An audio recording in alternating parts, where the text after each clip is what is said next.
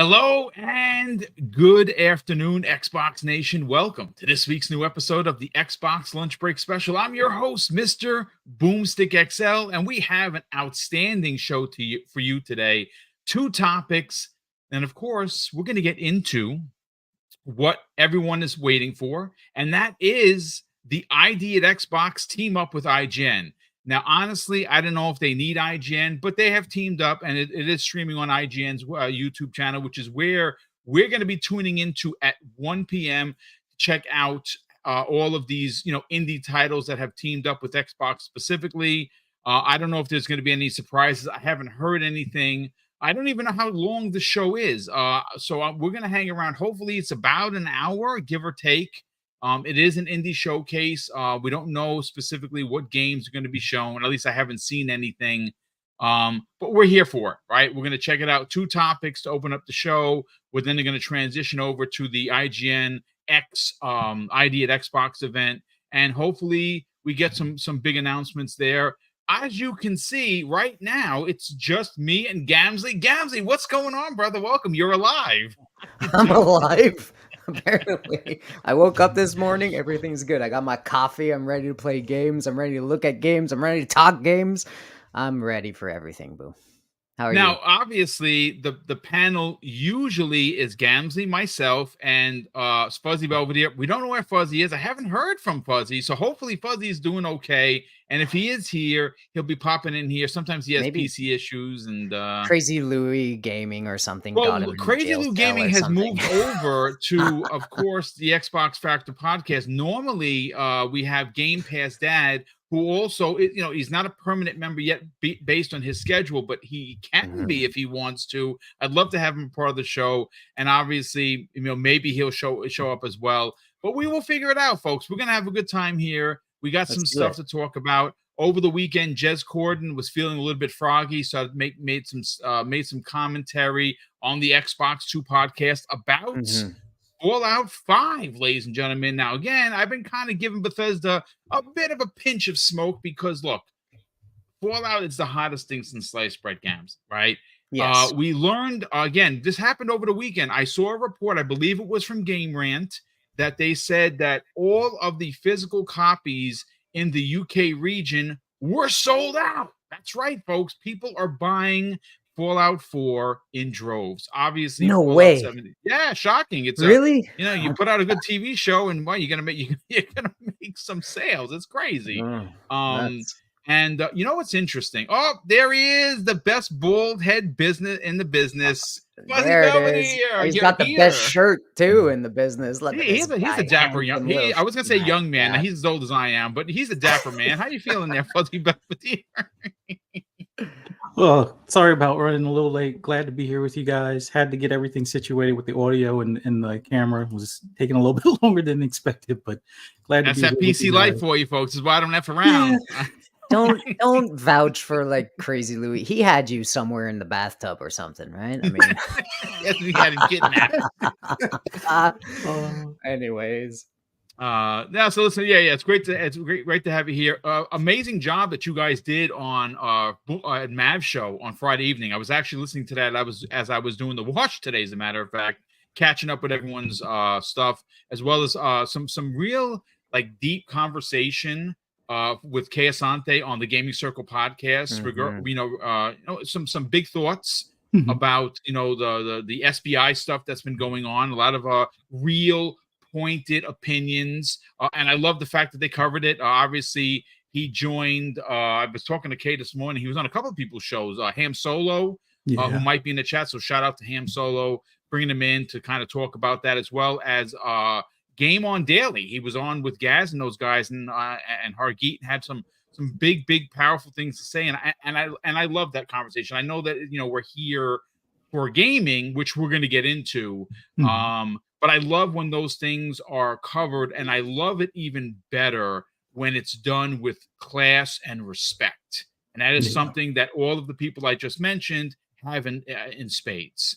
So it's good to hear that people do have powerful opinions, and they can put those opinions out that aren't going to be considered, just being a troll, which is awesome. But Mm-hmm. again, we have some stuff here I want to talk about. And again, I bring up the Jez Corden thing because,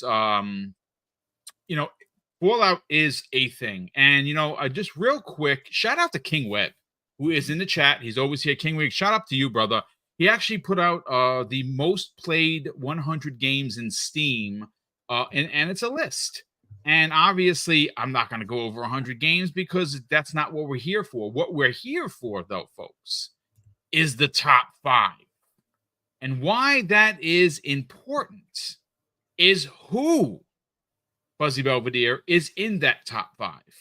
Okay, so at number 5, Helldivers 2, still hanging on, which is pretty dope for PC and for PlayStation. It is a game, like I said, if there's any one big surprise for PlayStation this year, it's this game. It has come out, it has proven, at least to me, that even though it's a 60-40 ratio, 60-ish% being PC, and still 40% is good. It's better than 0%, right?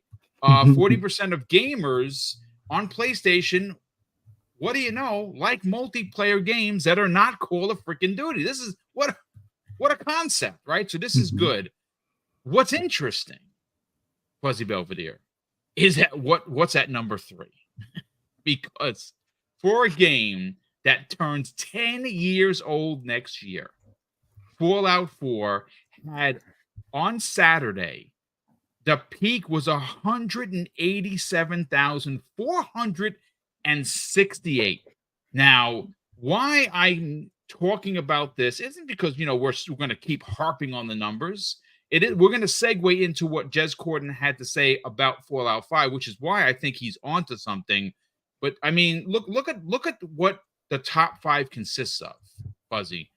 Counter-Strike 2 at number 1. And their peak today is just madness. It's 1.5 million players, which is just bonkers, right? Yeah. Followed by they also had 2. a recent update too. You can now change hands. Just imagine you could finally change hands without having to do your own scripting coding. Go figure. The power of the interwebs, right? Go figure. So Dota 2 peak 836,000. Wow, I can't believe Dota 2 is still going that strong. Followed by Fallout number 4. This is a bit of a shocker too. Stardew Valley is there. They had a peak at 156,000. Now, mind you, this is just Steam, folks. This isn't console. And of course, rounding out the top 5, well, like I said at the opening, Helldivers 2. I'm telling you, this Fallout thing is it's something to really take a step back and look, and just you laugh at someone like a Jim Ryan, who's no longer part of the industry when he said, "Who plays old games?" Because yes, I'm sure that the show had a massive thing to do with a resurgence of just Fallout as a general, right? We heard that in one day they had 5 million players across anything Fallout, which is sick. Obviously, the up 4K update is a big part of this, but before we start talking about what Jez Corden said on Fallout 5, which is what we're going to segue into, let's talk about this, man. In the top 5, in the top 3, Fallout 4. What a shocker. Yeah, I mean, it's always been a PC-friendly game with the mods and things like that were available, both from Bethesda as well as from other sources and things like that. Them doing the update themselves definitely help matters, although it may have broken some of the other updates that are pending, like I think Fallout London and stuff like that. But outside of that, this goes to show timing can be everything to some extent. Having an already existing IP out there and having a TV series to kind of feed into the drive to play that game as well definitely help matters. Now, if they had a newer one outside of 76 and Fallout 4, that would probably go even further. But it's great to see that people get excited from a show. The series is going to it's going to make it to season 2, but there's going to be that lull in between then. And now people are still kind of wanting that Fallout fix. They want that post-apocalyptical fix. So the game is the best way to kind of explore that. You can kind of relive some of the show or do certain things that you saw in the show in the game and having that type of experience is huge. So a lot of people like that type of, mixed media or transmedia, as they call it, where it's like, you watch the show or you watch the movie, you click on your computer or your console, you could play the game and actually relive some of those moments. That's an awesome feeling to be able to do that. And hopefully this will continue up all the way through to season 2, and then maybe they get another bump or a spike from that as well. But yeah, it's great to see that people do play old games, even if they're 9+ years old or 6+ years old, like with 76. And it's great to see that Xbox as a whole or Bethesda as a whole are still supporting these games with new content and updates and things like that. I think that's probably the biggest thing, is that even when a game is past its normal shelf life, the manufacturer or the platform will still support it and people will come. It's like build it, people will come. So support the game, people will stay there type of thing. So it's great to see. Absolutely. Gramsley, let's bring you in on the conversation, because obviously, again, at number 3 on PC is a big deal. It has some really heavy company. And what's interesting is last week it was 1 pace ahead of Helldivers 2. Now it's 2 paces. Now again, I'm not saying that doesn't make Helldivers not a good game. It does make you scratch your head that, hey, a 9-year-old, nearly 10-year-old game with a 4K update, an incredible show in front of it, and a feverish pitch for season 2 and potentially Fallout 5, which we're going to get to in a second. Man, I tell you, it's Bethesda's hitting on all cylinders. Like I've stated multiple times, I think Xbox has right now the best culturally relevant games on all consoles, except for let's exclude Nintendo there for for balance sake. Nintendo's kind of their own thing, right? Yeah, Nintendo's got their own thing going on, and we can't deny that those things, those IPs are gigantic in every way. But Bethesda, make no joke, is up there as one of the most, and will always be up there as one of the greatest RPG makers of all time. Todd is a gem that will sorely be missed when he retires from this industry. Whether he goes out and he's not in his prime, or he goes out with a stale game, whatever, the guy's one of a kind and made one of the best franchises in gaming. And I don't think we can dispute that. And this shows it. If good content is out there, people will go discover it, play it, talk about it, stick with it, mods, all that stuff, no matter what. Numbers don't lie, and right now the numbers show that Fallout seems to be hitting with people, and having long tails means something. And yeah, it's just a great game, guys. I don't know, I'm not surprised. People, I wonder how much of them are new players and how much of them are revisited players. But that's an interesting regardless theory.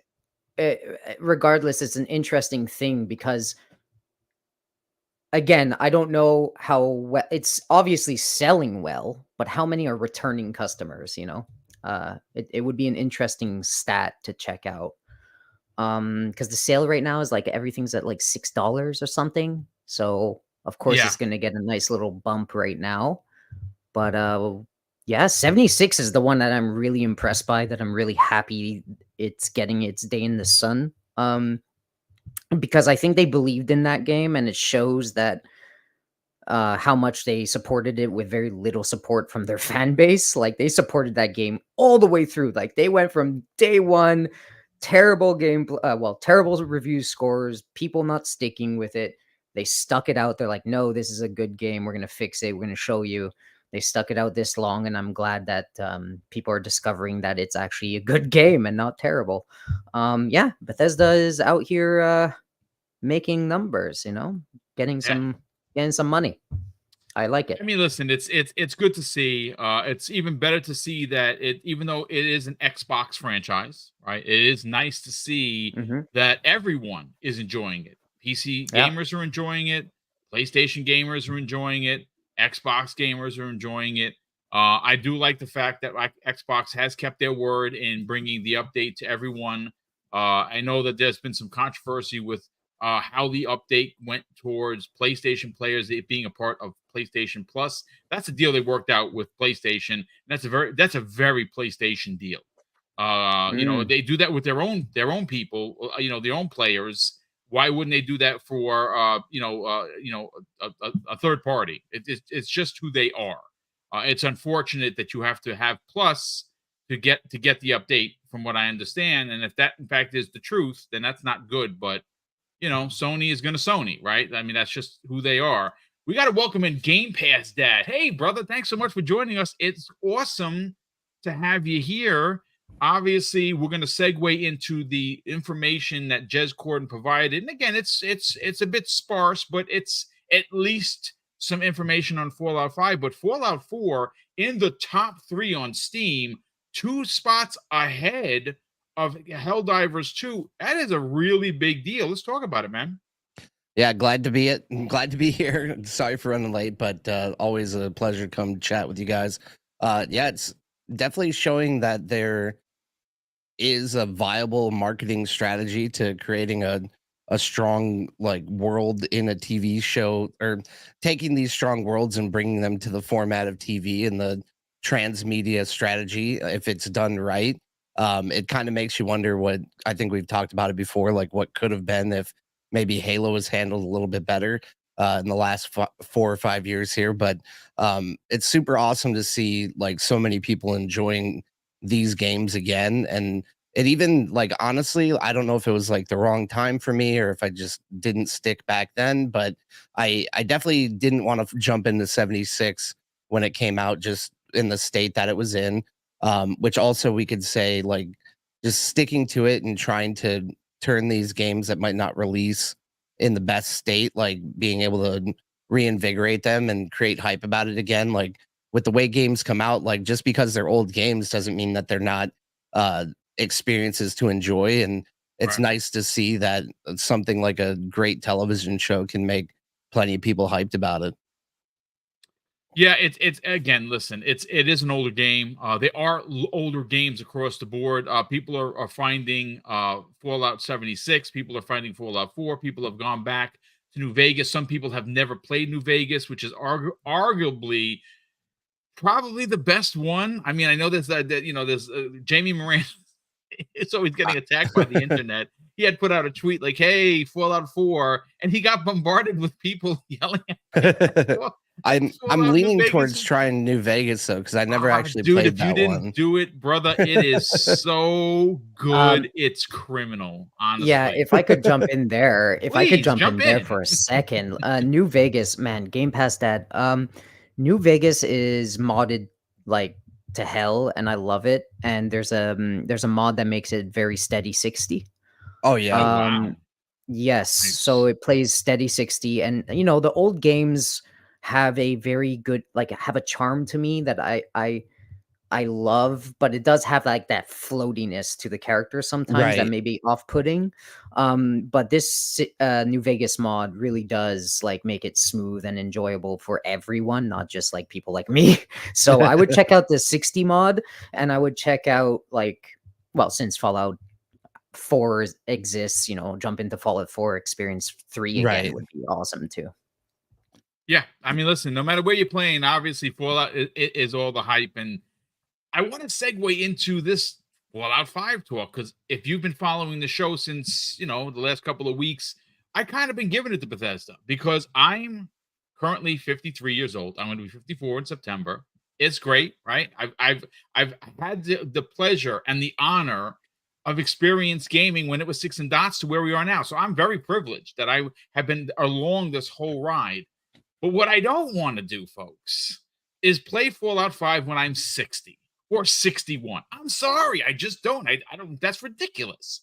And I think that the success of the game, the show, the resurgence of everything Bethesda might have kind of pushed the envelope, so to speak. So we have a report here from Ecstasies. Now, he is a Xbox YouTuber. He's from Spain. He is amazing. He's been on my show several times. If you're not subscribed to him, definitely check him out. on the socials. I'll add his link to not only where you can find him on X, but as well as his YouTube channel. Definitely check him out. He's a phenomenal content creator. But before we segue into Fallout 5 conversation, I want to thank some people in the chat here. First of all, Sith Lord drops a very generous $2 super chat and says, Xbox is trying to teach IGN Xbox has games.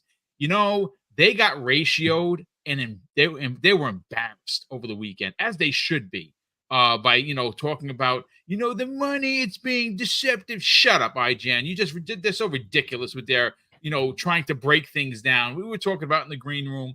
We're not talking about it today. We're going to get into it tomorrow. Hopefully, Jamie Moran can join us because he put out a tweet that even more so embarrassed IGN for their stupidity. And I want to specifically use that tweet as a topic for tomorrow, because obviously they said that there was some deceptive practices about Xbox, versus Activision, and Activision's money counted.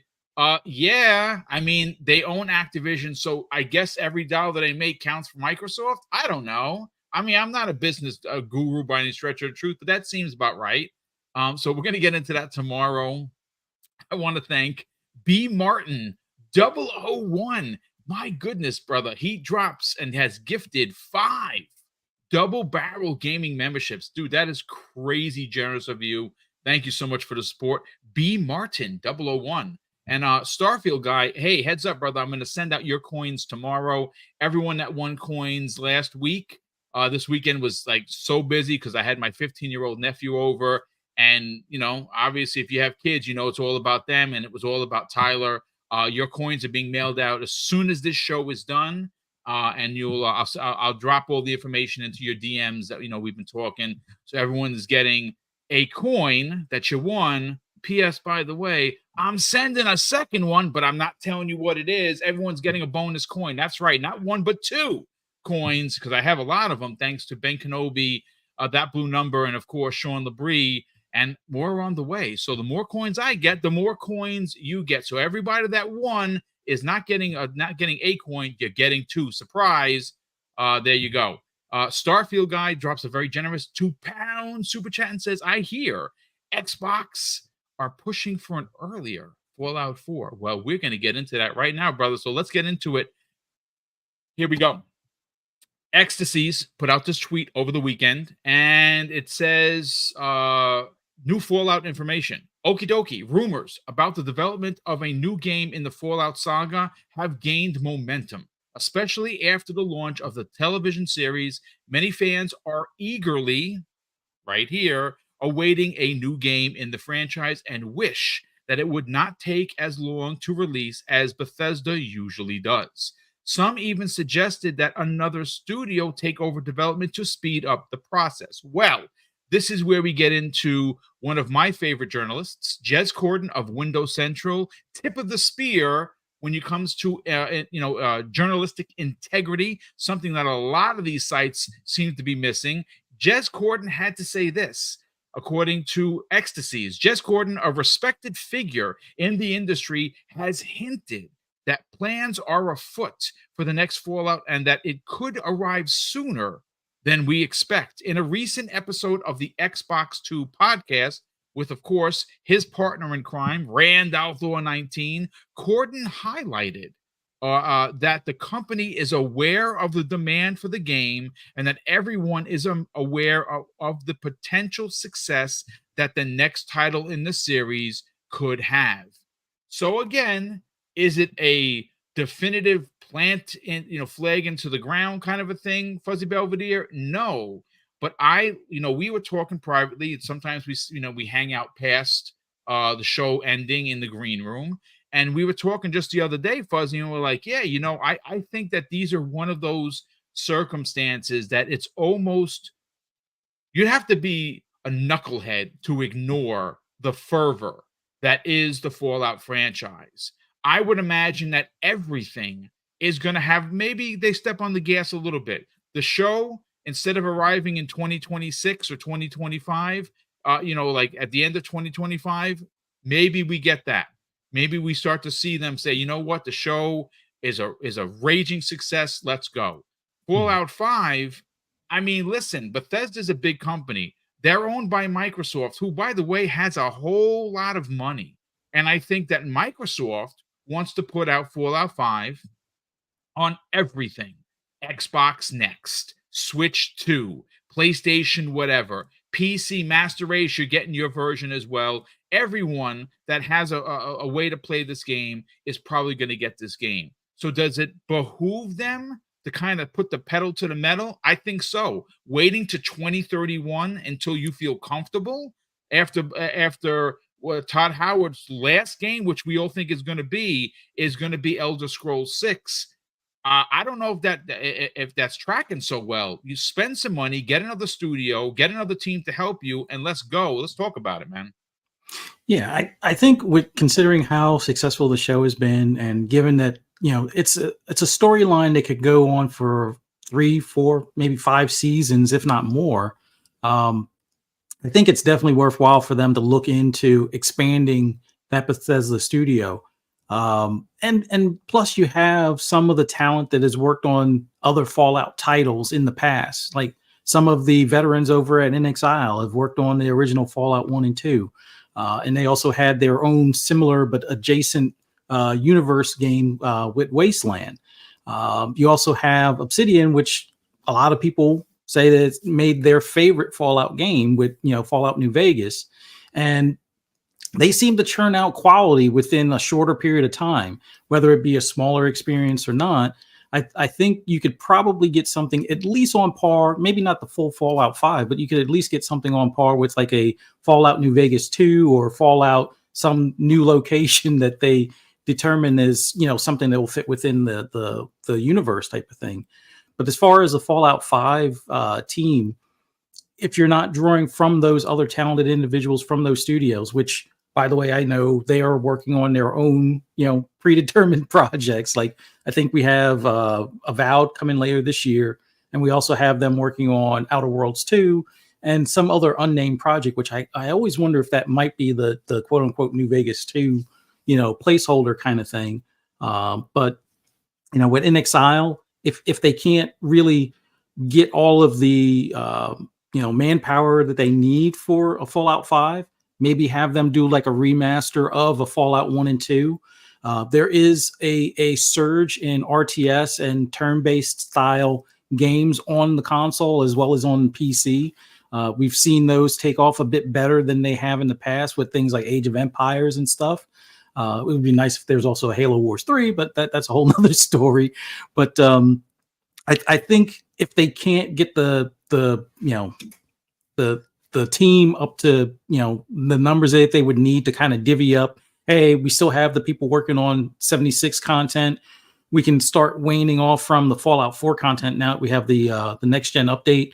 Let's go ahead and shift those people over to Fallout 5, at least get them doing the basic stuff or the startup stuff as far as the storyboard, touch base with Todd. I know he's mainly focusing probably now on Elder Scrolls, but maybe a once a month meeting in the early days of it or the early formation of it, get the storyboard stuff going, and at least have the solid foundation where it's like, okay, it'll make it easier for Todd to kind of let the Amazon studio know that, all right, we don't want these things in the TV show because this is going to be Fallout 5 and we already have some of this stuff in the works. So these would be the kind of the things to stray away from type of deal. So they could at least have all of that stuff kind of going on in the background. But I honestly think, considering the size of Microsoft, yes, I know they're probably looking at, growing the profit margins and things like that. But I think seeing how successful this has been, this should open up the eyes to make it worthwhile for them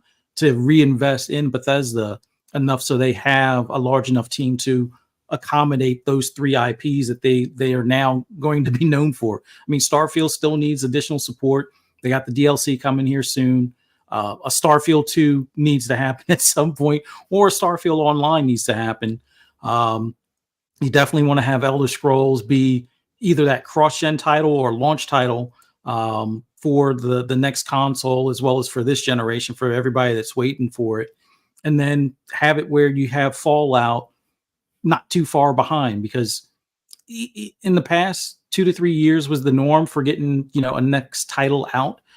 Now with things looking like 5 and 6 years, it's almost like you have to have additional teams start each one, so that way it kind of trims it down a year or two, or maybe possibly where you can have Fallout come out 1 year, Starfield 2 come out another year, and then another Elder Scrolls installment come out the following year. I don't know if they'll ever get quite that efficient, but yeah, they definitely need to do some expansion without doing like the whole contractor thing like they do in like Washington State, I think it is, with like Yes, where 343. there's no permanent stuff with the some sort of a law that they have. They need to address that for sure. Yep. Yeah. But I think we're Bethesda, because if I'm not mistaken, it's like in my backyard in Maryland. So I think they could probably use the expansion or the reinvestment into that studio, grow it, have these teams have multiple IPs in the oven, so that way there's always uptime as far as something that will be coming out next or in the following year. So that way your roadmap, beyond the next 5 years, which is pretty stacked as it is, continues to be that way afterwards.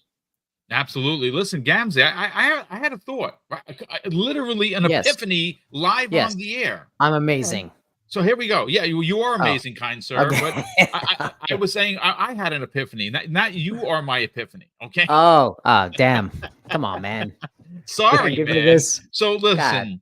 Fallout 5 years away, right? You know what? That's looming that people seem to forget about. I didn't, because it's in the show notes here. Fallout What is that, London. Boom? Fallout London. Right now, okay, it is a mod, sure. It's as big as Fallout 4, but what if, folks?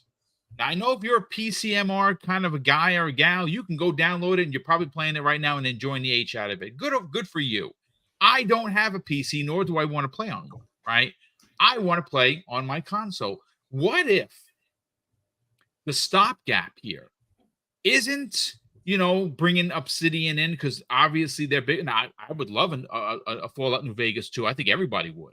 But the truth of the matter is that if we're trying to fill the void while we wait for a New Vegas 2, while we officially wait for Fallout 5, I was going to say New London, but it's called Fallout London. It's there. Pay these people the money, get it licensed, dot all your I's, cross all your T's, and get that to launch officially on console. That's your stopgap, because obviously it is based on the engine from Fallout 4.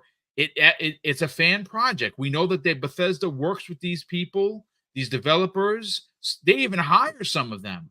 I don't know what the legal logistics is in getting a fan-made thing to make it official, but I know Microsoft has a lot of money. And if you are trying to stoke the fires of excitement, charge $30 for this. Charge $35, $40 for this DLC that was made by fans for fans in London. We've never been there before. I saw the video. I watched it multiple times, the trailer. It freaking looks amazing. Maybe that's where we go. What do you think, Gamsley? I hate to poo-poo on your parade. No, that's but okay. By all means, pull Fallout. away.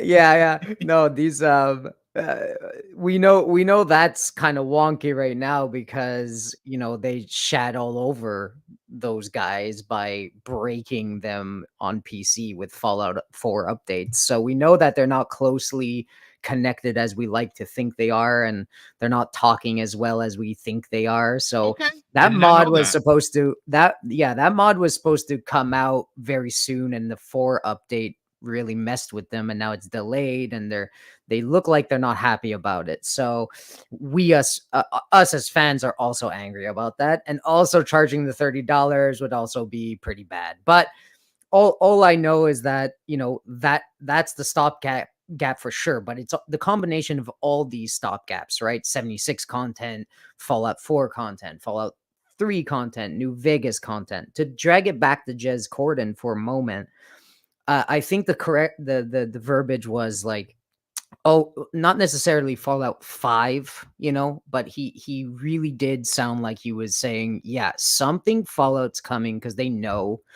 that this was happening, and they see the buzz and something Fallout is happening. I want to shout out Fuzzy for being the only one on the internet not ignoring In Exile, because In Exile at one point was part of a very big group and they all worked together, BlackRock or something like that. What was a Black? Oh my God, what was that? It was either umbrella BlackRock or called? it was something with an R, and I can't remember. Yeah, I can't remember what it was. Black Spire? No. Oh my God. No, Anyways, I'm sure. it was just I'm sure somebody in the chat will be more than happy to yeah, give us the correct answer, because I don't. I know about them. like And yes, let's see. in BlackRock. Yeah, Exile and Thanos says Obsidian. BlackRock. Yeah, there Black you Rock. go. Okay, so I Okay. think I was right there. Okay, so Yeah. there, these guys have they all know each other. They all love the same thing. They branched off to make their own studios and stuff in these worlds. They all have the talent to do a Fallout game. Okay, Sure they do. Absolutely. so shout out to Fuzzy for pointing them out, because I was gonna do it. Fallout remaking the Fallout 1 and 2 would be just so nice to have, right? So maybe that's alluded to someday coming. And also they had that call out in the TV show where they show a number on screen. And I don't know if you guys saw this. This is like underreported on, but have you tried to dial that number? No, I haven't tried it, but I've seen that there is some sort of story lore tied to it. It's like an answering service or something. So yeah, it was this answering service, kind of a community thing. That's like when you call them, there's a scream or something in the distance.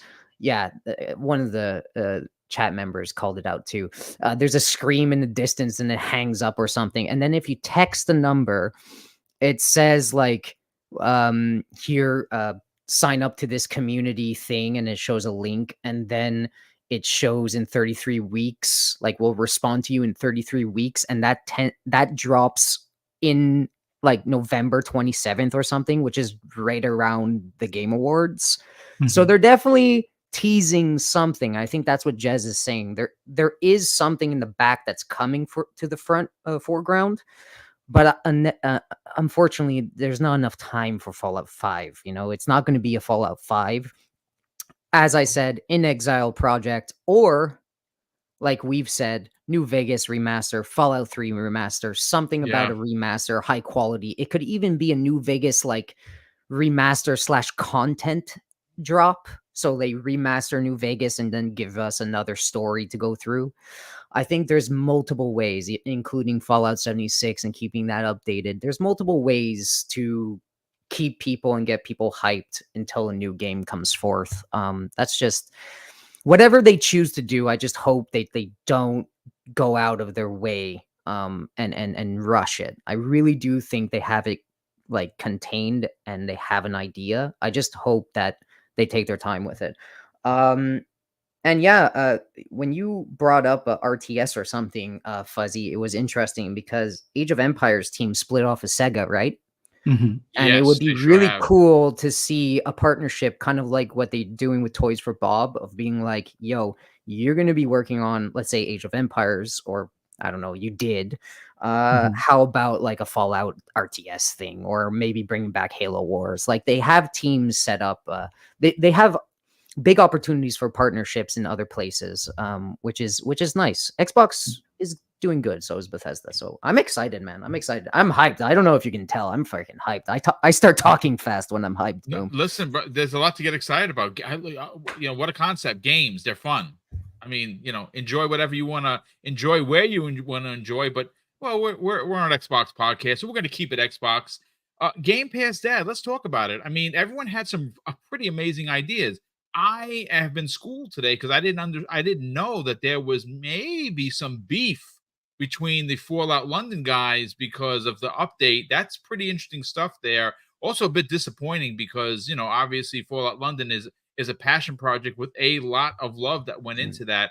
I think that'd be a great way, but I think Gamsley brings up a great point. I mean, listen, we kind of know that Fallout 3 is getting a remake, right? Like that was through the legal documents. We kind of already knew that. So that's not a surprise. Does that release this year? You'd like to hope so. The Fallout New Vegas update, or a remaster of sorts, I think a lot of people would like. Now, I don't see that releasing this year. I'd love to see that come out next year. You know, you give Fallout 4 and its 4K update a chance to breathe. You obviously get yourself situated with the Fallout London and help those guys that really worked super hard on this massive DLC, because obviously it's a passion project. You put out the Fallout 3 remake, gets everyone excited. And obviously, if you have next year, maybe we get the show sooner than originally anticipated because of its popularity. And then you do a Fallout Vegas remake. And again, it keeps everyone still excited about Fallout, and maybe the wait to Fallout 5 isn't so terrible. But once all of these remakes are done, there is going to be time where there's going to be nothing. I don't know if the right answer is waiting to 2031 for Fallout 5. That's just my take on it. What's yours, man?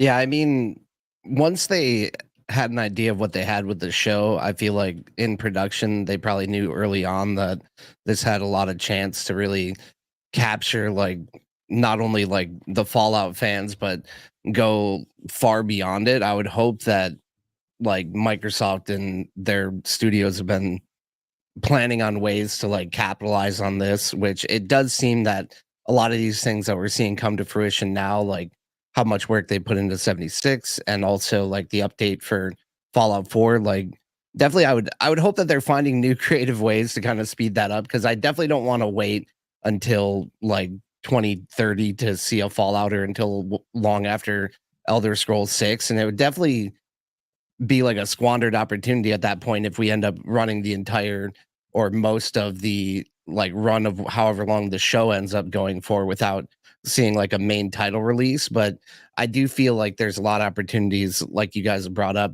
like to either potentially like support the mod team that's behind Fallout London, which I mean, I'm not sure. I haven't heard any direct beef between like the devs of that and Bethesda, but I would imagine if you put that much work into it just to have a surprise like the update dropped on you, that it's probably pretty frustrating, being like a passion project that you're probably not really being paid very well for.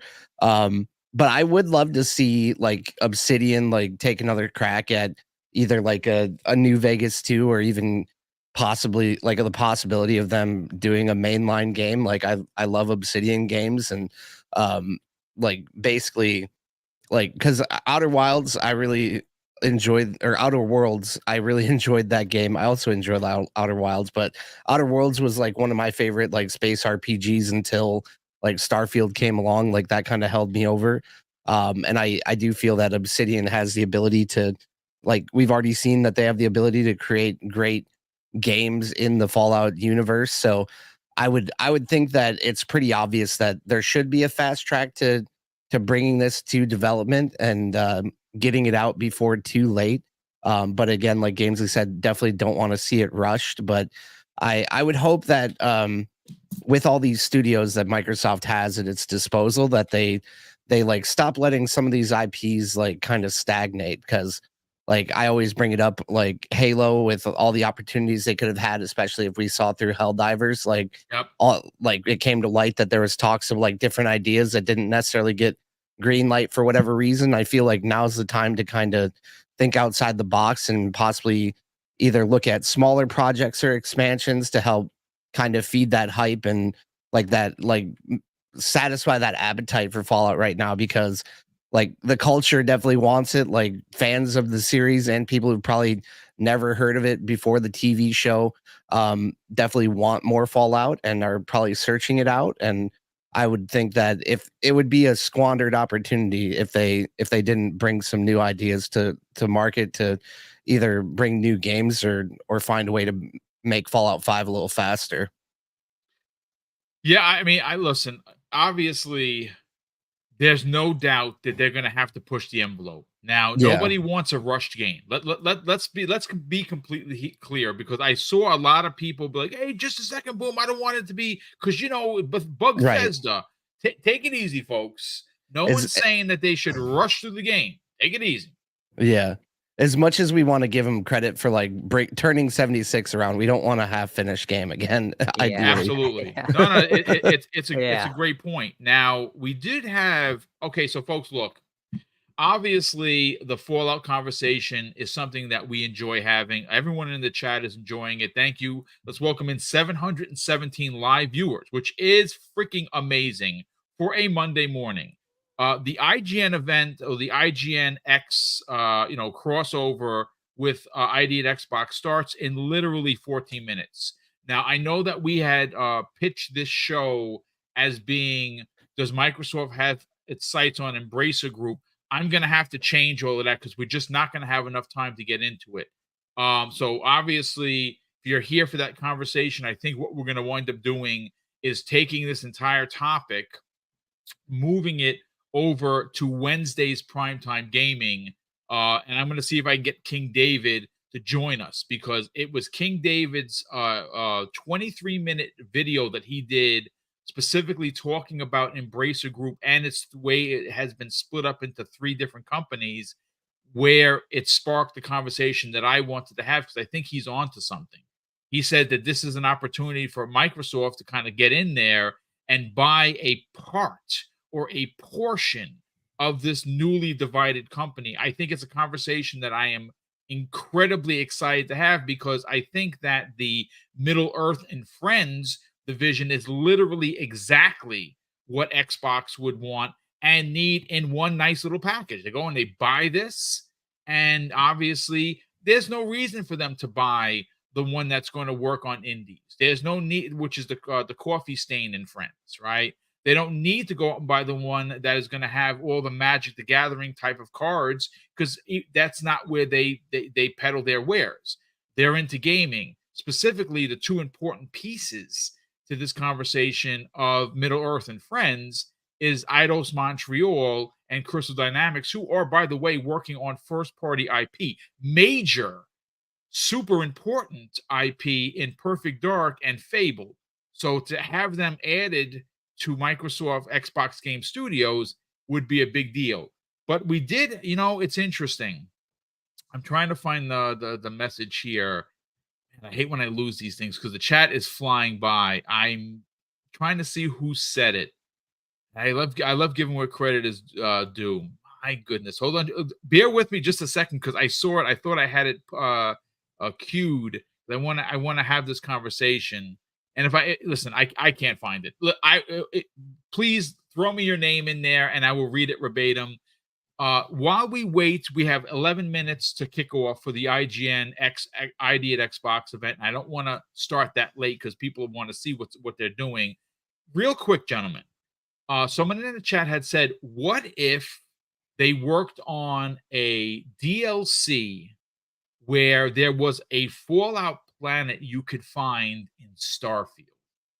I've been saying that almost from the beginning. That would be sick. Freaking crazy. Honestly, Boom. Honestly, like, if I could just jump in for a split second, please, because by all I don't want to means, lose this hype thought, because we're just playing now, right? But imagine if like Shattered Space, like DLC, comes with one of those planets, right? What if they're working on something about that, right? Where it's not direct call out, but it's like, in your face kind of thing. Yes. I would freaking love that.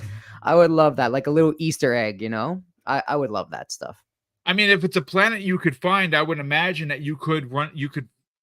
there would be Fallout. There would be bunkers. Like just themed, right? Yes. Themed like it. Yeah, I would love that. Yeah. There'd be vaults that you could find. That would be so good.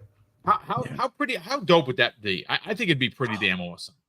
That would definitely be awesome. Like whether they put it where it's actually on Earth or just some other planet. Like we definitely talked about something like this, like early days of Starfield, where you have like Planet of Tamarill or something that's almost in like the Skyrim universe as well.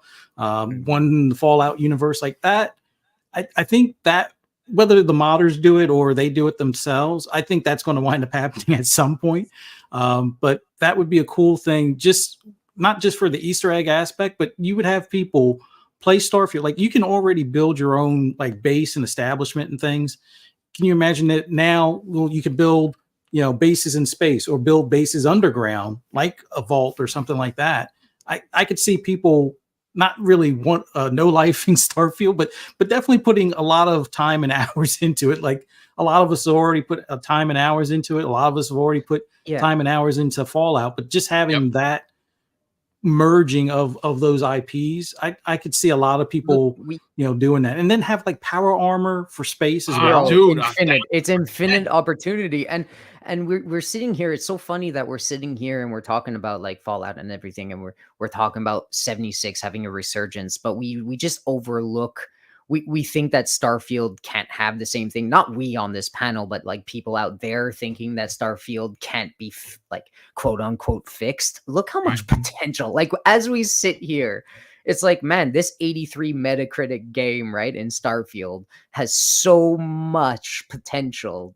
It's if it needs saving, they could definitely save it with content because it's packed. It's packed with potential. So. Absolutely. People will go back to it. I think people are I think people are still playing it. I think people are no-lifing it. I think there's a lot to get excited about. I think that there is something for everyone, 83 meta or not.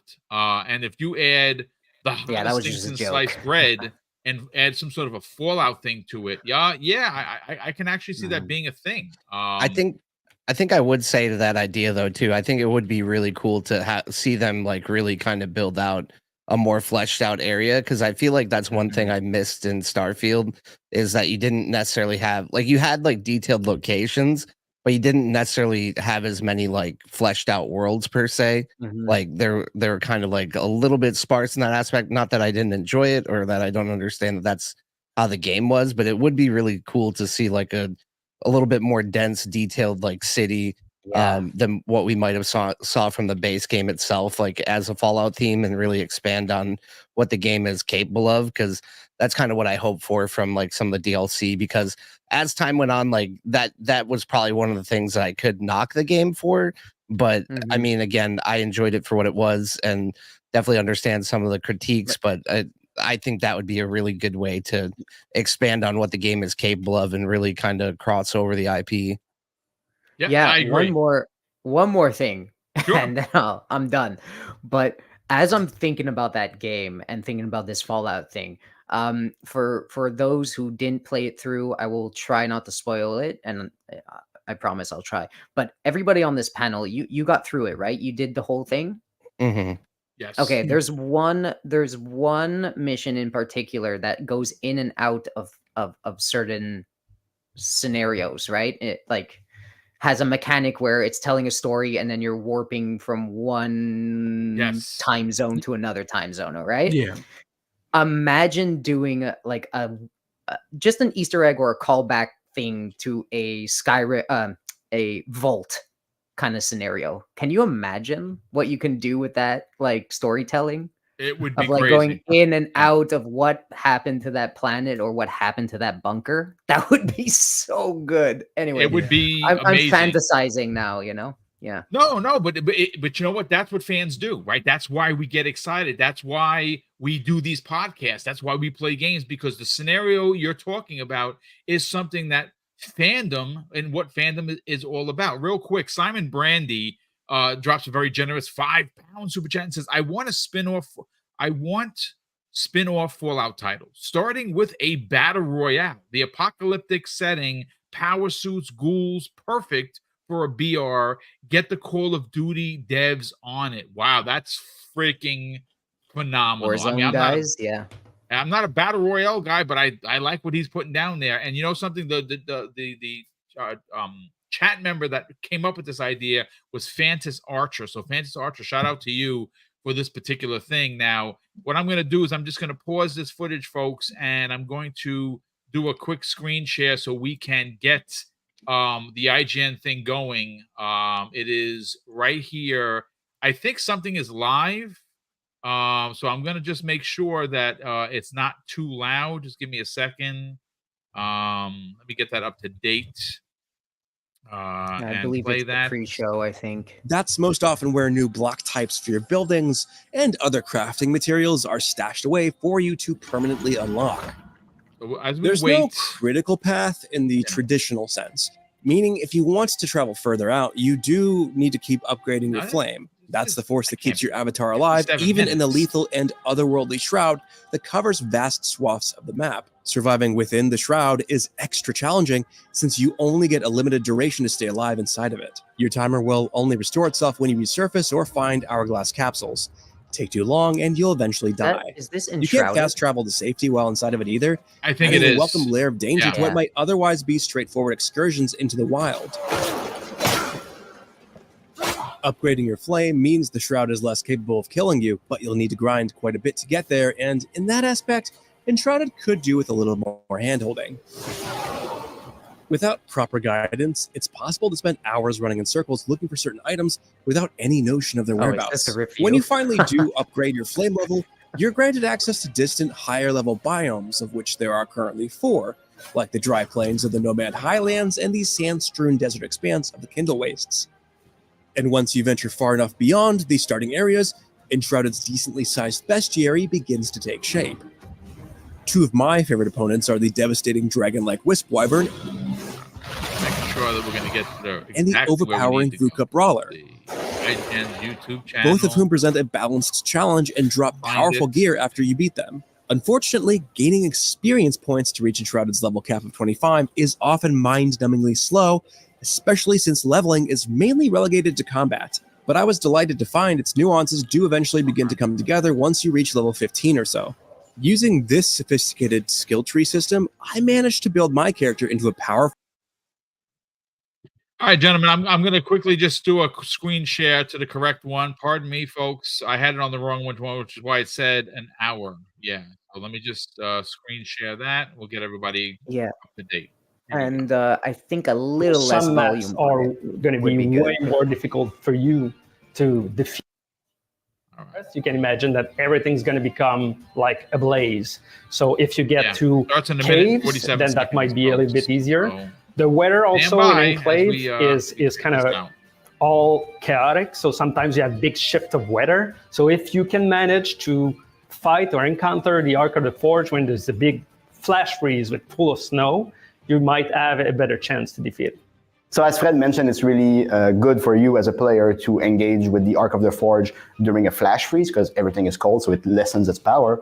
However, we also have droughts in the game, which has the opposite effect where everything becomes hotter. So the air in the level will actually get to a higher temperature easier, which that is not to your advantage. So maybe if you're not geared for the fight and you're in a drought and you see a fire creature in the level, maybe you should reconsider. So the Ark of the Forge, as you can guess, is a fire-based creature. So before this once starts, you defeat him, you will be able to get a firepower thread, which you will be able to use in your own toolkit. And we try to keep like a link between what the player gets and what the epic uses, so you'll be able to understand what you just gained from it. I couldn't find out how long this event is. Is it an hour? Is it 2 hours? Is it 10 hours? I don't know. For more on Yellow Brick Games' upcoming boss-slaying adventure, Eternal Strands, check out the action-packed reveal trailer. Okay, there we go. And stay tuned for more exclusive reveals all month long as part of our ongoing IGN First coverage. That's an IGN thing. And for everything else, stick with IGN.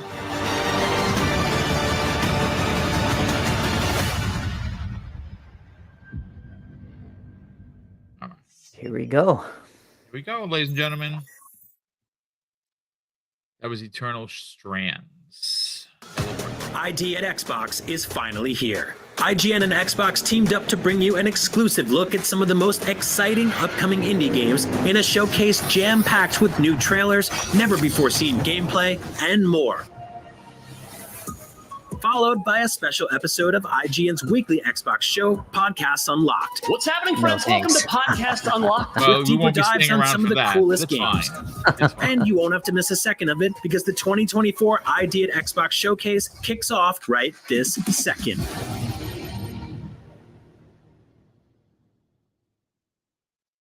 Stick around for Boom after the show. You know what I mean?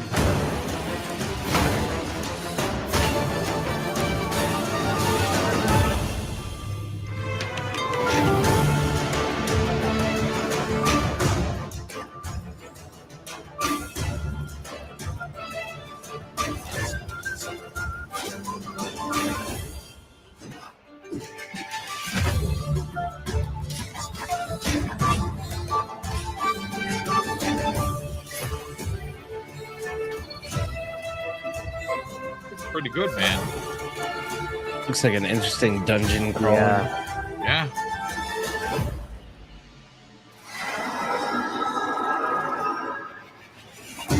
I love indies, man. I love them too. so much. Yep.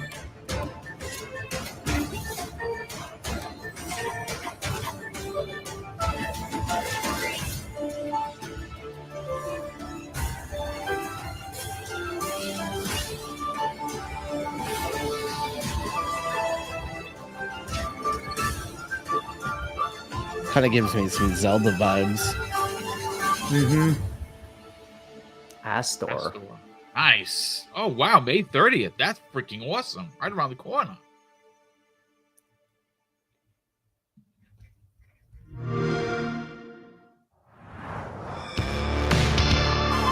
Hello and welcome to the 2024 ID at Xbox Showcase live on IGN. We just kicked things off with a brand new look at Aster Blade of the Monolith. It's just the first of many awesome games we'll be checking out today. We're going to be showing off a ton of great indies that will be making their way to Xbox and PC in the near future. We'll be revealing some never-before-seen games, plus taking closer looks at some of the most anticipated upcoming releases and doing a few live Let's Plays so you can see these games in action. And when is all this happening exactly? Oh, that's the best part, Damon. It's happening right now! Here's 33 Immortals. Oh, yeah. I'm looking forward. This is going to be dope.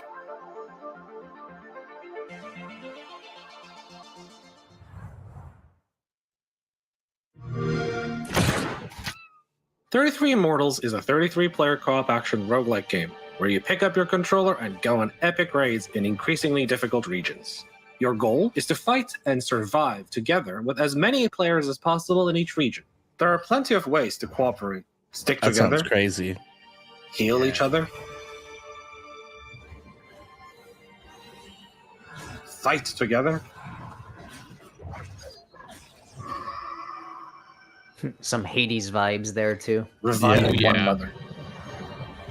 Honestly, Only some of my together favorite will we like eventually indies unlock are the like Ascension battle. co-op. Then, when you can with just your share it with allies, so many other ascend people. to the region's final arena and challenge that region's massive boss. You could actually The have first rule of community success. game night in this Bring one with game. you as many players as That possible. would be epic. Lucifer is Inferno's big boss. Well, especially if and he everyone's is getting like crazy brutal. power-ups and everything too. It's always so fun. Fighting Leads to a together lot of fun is moments. the key to defeating Lucifer. Wow, look how If there are freaking cool this 33 is. of you, that That's will pretty give you the sick. best chance at victory. But don't despair if there are fewer. Fortune favors the bold. Second, avoid his deadly attacks. Frozen Hate, Last Betrayal, and Eternal Sorrow will deal unavoidable, unblockable damage if you're caught in the area of effect. Third, know your weapons. Take advantage of each player's unique skills and weapons to tackle Lucifer's formidable challenges, whether they're his own attacks or those done by his minions. Finally, That is and so perhaps cool. most importantly, stick together and cooperate. Use your co-op powers wisely. Your group's collective strength is essential to defeating our powerful boss and unlocking access to the next region, which will not only feature tougher enemies, but also tougher bosses. More to come on those new regions and bosses real soon. Oh, so cool. Oh, that looks incredibly freaking good. amazing. Yeah. It's like, that was wow. 33 Immortals, an action roguelite that lets you squad up with 32 friends. Finally, a That looks co-op pretty game sick. for popular people like me that have exactly 32 friends. It's weird that you counted, but I'm happy for you, I guess. It sounds like I'm about to have 31 friends. Yeah, they don't know how to Hey guys, count. come on, we're all worst. pals here. And you know where else you'll Anyways. find some pals? Power World! Yes! Well, yeah, so much for the surprise. Anyway, here's what's next for Pal World.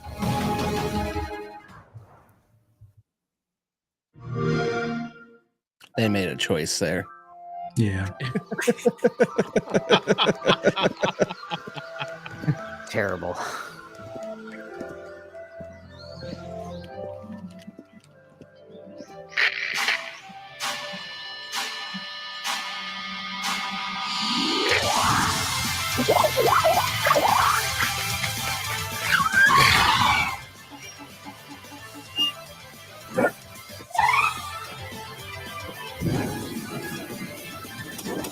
This game's such a joy. Look at this. He's burning. Oh my- Burning Pokemon. Jesus Yay! Christ.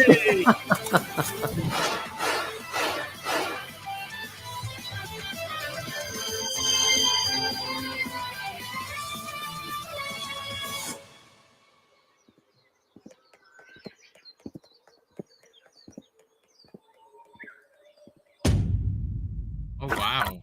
DLC already.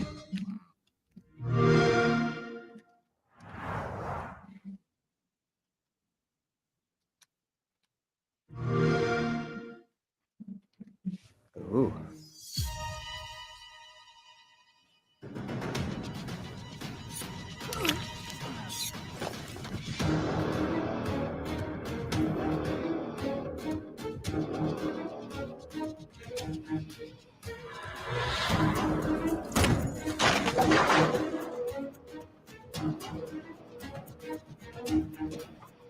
Interesting. This looks so much like Wasteland, but it's not. Is it? No. It can't looks like a World War II kind of a thing, like RTS. Yeah. Metal Gear Solid. I was gonna say, give me Metal Gear vibes. Mandos. Mandos, okay. Cool. Game Pass. That looks Okay. interesting. I need Xbox. Oh, we love it. Wonder if all these are gonna be in Game Pass. That's an interesting So far, theory. 2 are.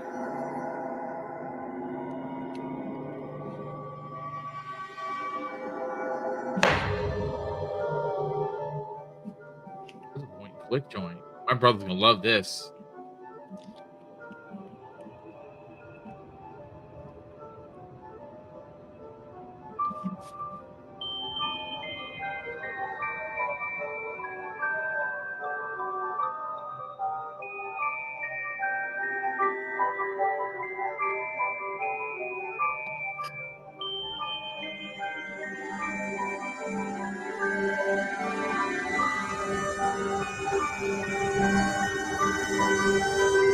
Nope, I'm out. It's not creepy at all.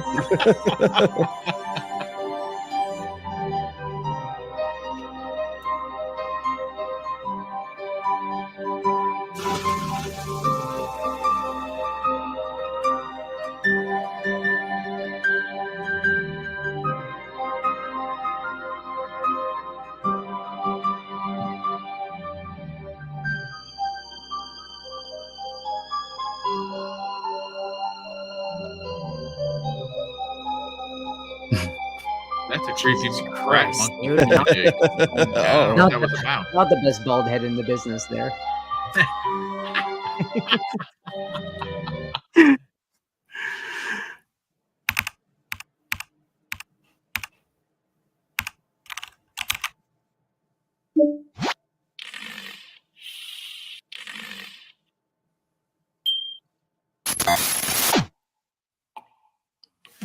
Okay. Okay. There you go. Interesting.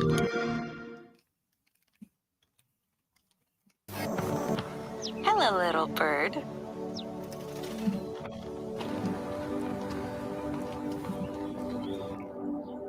Goodbye, Velvet Cove.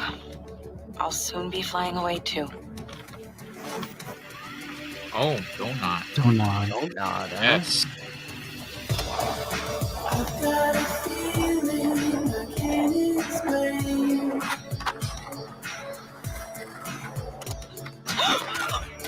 I feel different, I'm not the same. Rude. How long will I have to wait before I step through that gate into the wild unknown? Find a place like home. There's a nice 80s vibe to it. Yeah. Oh yeah, This definitely is Swan 80s. Look, there's Holloway. videotapes, of course. And if you find this video, it's because I'm dead.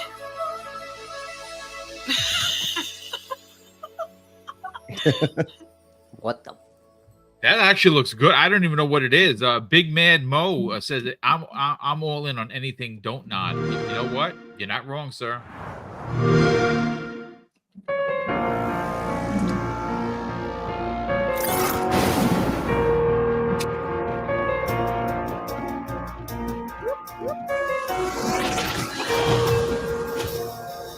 It feels so good when we got it.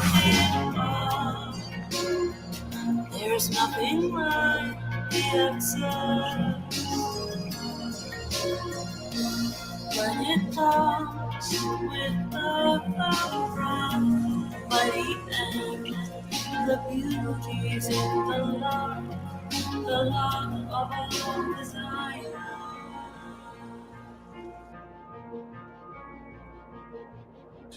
Run with me, let's chase the Halloween. Doesn't matter when it's bleak. Run with me, let's chase the Halloween. On the matters what we're after. In the jack, awful trades without sting. We're giving back in price. Tell them it's first class. This will be our liberty.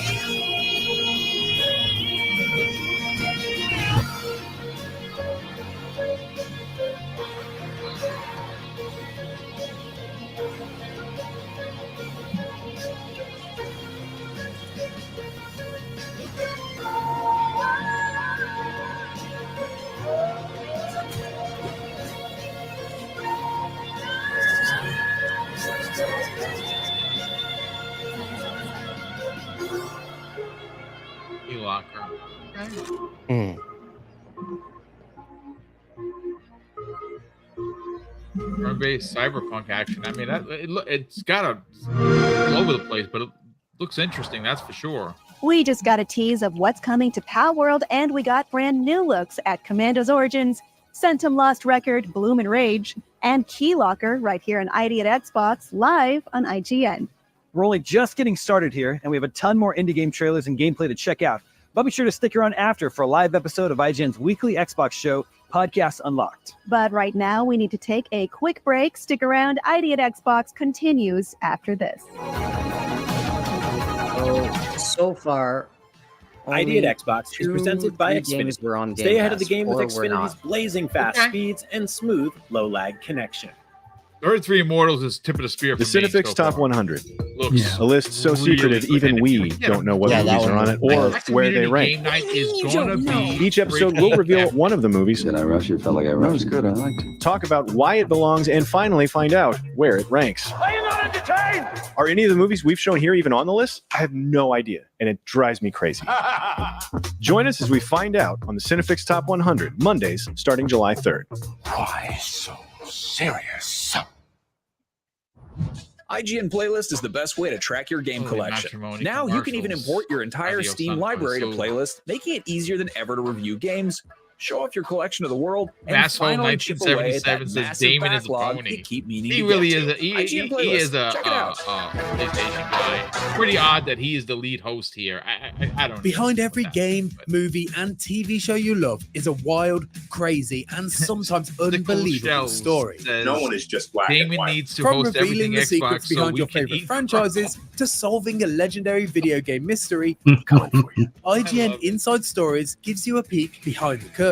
If I people mean, come he to was the game one now that said and see what's going Xbox on has no there, games, or at least that's what he heard on the internet. Join us That's as we what dive he did into say. He did say dedicated that. fan bases, He's just worldwide and that phenomenons, was and the most one of the incredible probably untold tales in worst games and moments entertainment. in what's his name It was IGN definitely history. not what I expected. in the Destin's. best way. Destin Inside McGarry. Stories. He looks so Available now uncomfortable. Oh my only goodness. on IGN. And I was like, holy shit, we're going to do this. A Starfield guy says, Want the watching these ultimate guys IGN pretend experience? to talk nice Check out about IGN Xbox is like Plus. pulling teeth. Members get exclusive Yeah. deals and He's giveaways. not wrong. It Ad-free is. browsing, It does seem like it's a little bit tracking on forced, in my IGN Maps, opinion, but discounts at the IGN store Xbox isn't and with doing this. I IGN know a lot of people partners. are like, oh, boom, why are And you doing best of IGN? all, Because this free is games. it's their event. Get 30 Xbox days of isn't doing it IGN on Plus their for own channel. just I $1. checked. Head to And I didn't want to give them another plus.ign.com. click and view, but unfortunately, well, here we are. Yeah. They wanted that ad revenue, apparently. Hey, do you like arcade kart racers but wish there were more karts on the track? Like, I don't know, say 60 of them? Well, coming up, there's a game just for you. No. Do you like Jackbox don't. party games but wish that they made one that was only for adults and no kids allowed? Well, coming up, there's a game just for you. Do you like dancing, but you're also a violent person? Well, coming up, there's a game just for you. And do you like exciting world premieres that you've never seen before until now? Well, coming up, yes, there's a game just for you. If you answered yes to any or all of those I questions, don't mean to make fun coming up, of there's a certain bunch conditions, of games but I feel like I'm getting just for diabetes you. watching them. Jesus. It's all the sugar. I feel like I'm growing fingers by the second. Oh my goodness. Gasly. It's radioactive coverage.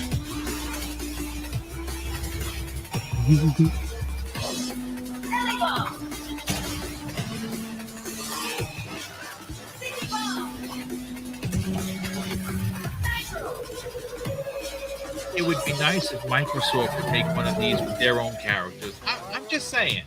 Just saying. Yeah. And you could use your own avatar as the character. Just like Mario Kart. You can use your own avatar, right? You can dress up as all the characters, and they have all the amazing characters. Xbox, hire me. I'll take the rookie cheapy Charlie salary. It's fine. There's no problem. This looks pretty cool, though. This looks pretty fun. I don't know. Yeah. This does look good. I'm not going to front, but again, it just makes me wonder why we don't have an Xbox. I don't get it.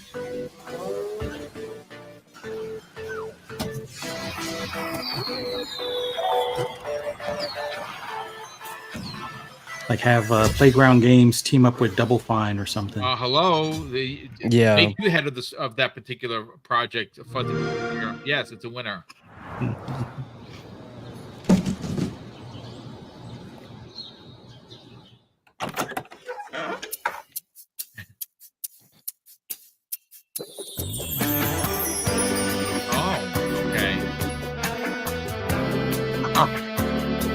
Setting the stage for me and Fuzzy.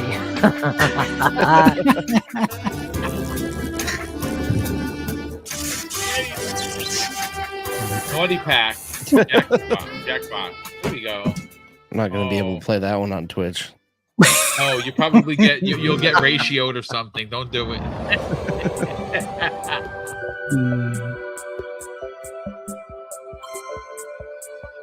Times and galaxy, a solar system to explore.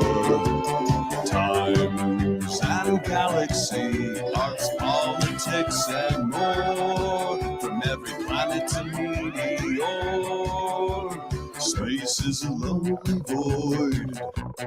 We've got the whole thing covered, from the trash heaps of Og to places undiscovered. Meet Gravity and Copypot, let Arwen be your guide. Yar and Scoop and Billy Scoop, so please won't you subscribe to Times and Galaxy. Spend your logs with the best quotes. I know this is crazy, but this is funny. I quite like it. Get your assignment and let's go.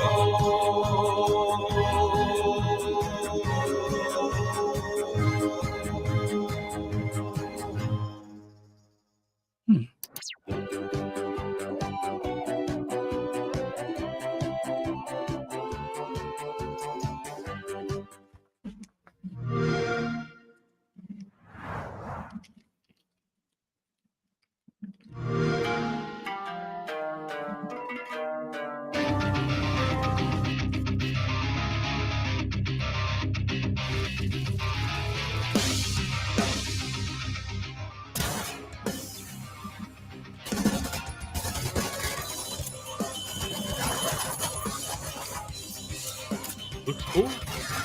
Looks interesting. This looks sick. This looks fun. Yeah, it's like a it does.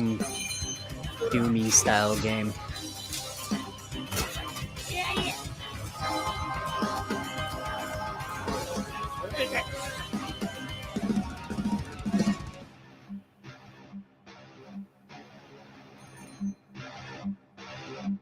Oh my god. Oh, the modding is crazy. There's customization.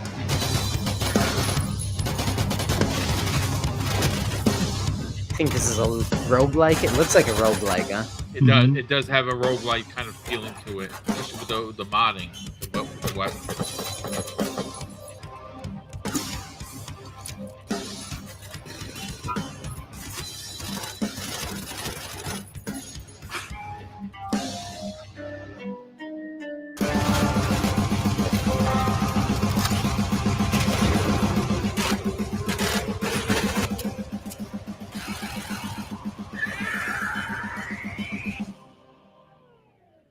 Sulfur? Yeah.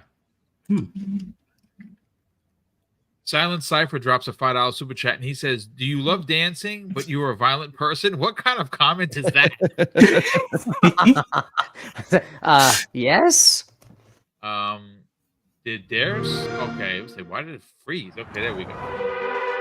You just saw trailers for Stampede, Racing Royale, the Jackbox Naughty Pack, Time and Galaxy, and Sulfur.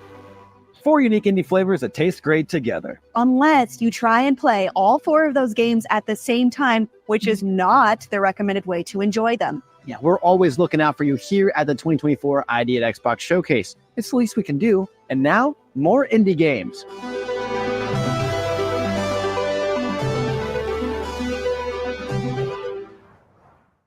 see what they got going on. Oh, wow. Really good already. Farah. Hi, this is Peter, the head of production at Massive Damage, and I'm going to show you a little bit of our upcoming game, Farah, the Sunday Trial. If you haven't seen Farah before, it's a combination of co-op monster hunting, open world survival craft, and a tribal colony sim with a heavy focus on aerial mechanics. This is my village here. This is where I manage my tribe and where they craft all the equipment and potions and weapons and food, you know, all the stuff that we need to survive in Farah. We're out of harm's way here. We live on a magical floating island. It's surrounded by friendly sky whales. But when I go to the underland below, that's when things get a little bit more interesting. The world of Farah is designed to be kind of a jungle gym for our aerial mechanics. You can chain together moves of gliding and tethering to achieve really fast speeds. And it's a lot of fun to see your friends zipping around you, soaring in the air like your fighter jets. But right now we're on a mission to track down a Groktuck's egg, which we've located here. This is going to involve us fighting a large Groktuck, so you can see a little bit of how combat works. Our combat design also retains that aerial focus, so in addition to physical attacks, our monsters also attack you with elemental bullet hell style barrages, which sort of test your mastery of Farah's aerial mechanics. In addition, you can also cling to the monsters and attack their different body parts, and even saw off craftable trophies mid-combat. But as I mentioned, today I am on a hunt for a Groktuck's egg, so while my friends have him distracted, I'm going to go find it. When the time is right, I'll be able to hatch the egg, and I'll gain a new addition to my beast menagerie, who I can then bring into the Underland to help me out in all sorts of ways. So that's a little snippet of what makes up our game. If you like what you see and you want to find out more, give us a wish list and follow us at playfarah.com. Interesting. I mean, not cool. For me with the crafting stuff, but that game looks dope. It looks very Zelda-like. Yeah.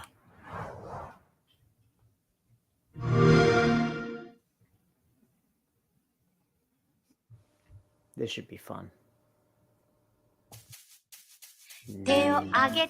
Never mind. 息を合わせて All you need is help All をこいで You need とない今いついついずっとつないだ Help お手伝いよろしくね手を挙げて目で Okay, guys, let's go. 息を合わせて All you need is Community game night. Evolve. Let's go. I mean, listen, it's this was in the Nintendo show. This would be amazing. Look at this. Yep. All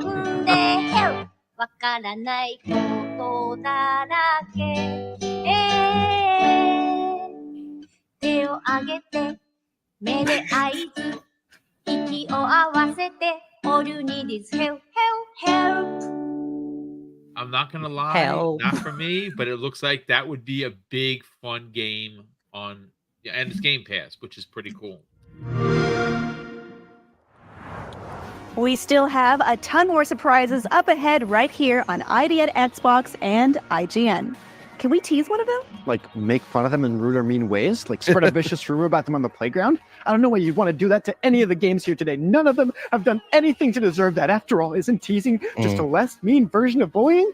I mean, tease one of the games we're going to show later, as in the show, reveal a part of a surprise, like a clue. You know what? Forget it. It's Vampire Survivors. We're going to show you new stuff coming to the hit game, Vampire Survivors. Does that work for you? Oh, yeah, it's way better. I love that game. Well, I'm glad you two worked that out. Anyways, don't forget to stick around after the showcase for a very special ID at Xbox post-show edition of Podcast Unlocked, IGN's weekly Xbox show. But first, here's a whole bunch of upcoming indie games coming to Xbox, including one you can play today. Take a look. Oh, here we go. Yeah, the writing is awful. It is. I see people talking about it. It's one and terrible. Like, so funny. I can't stand it.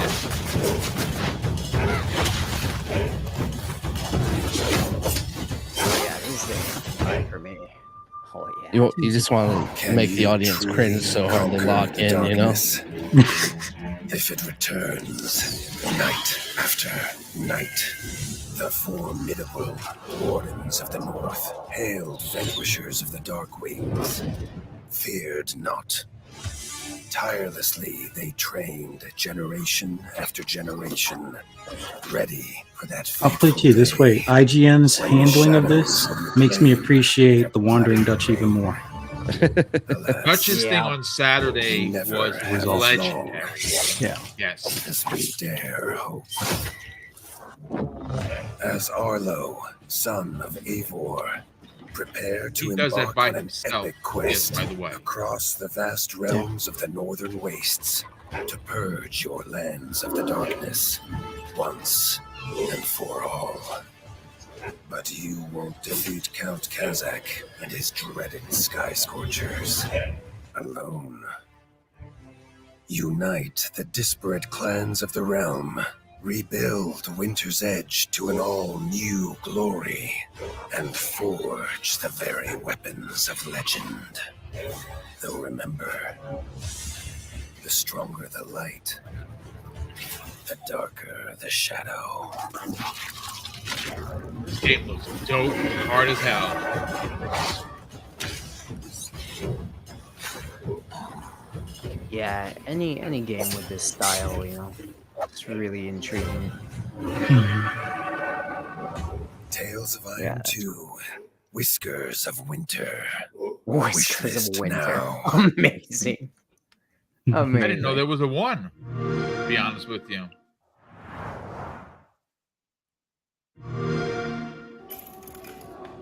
So you want to hear about Hangry? Sure. Well, he's a hunter, a loner, probably out there in the marshes right now trying to work off his debt to Chef Gutra. His appetite gets him in places you don't want to be. And those toes might be biting off more than they could chew. Hangry's gotta hunt vicious beasts on dangerous worlds, keep his cravings under control, and get the cargo back here to Gutra's Diner, a new spot in our shiny Zeta City. When you are in here, keep a sharp eye on the goons hanging around. They got ways of dealing with troublemakers. So, watch what you eat, if you know what I mean. Angering.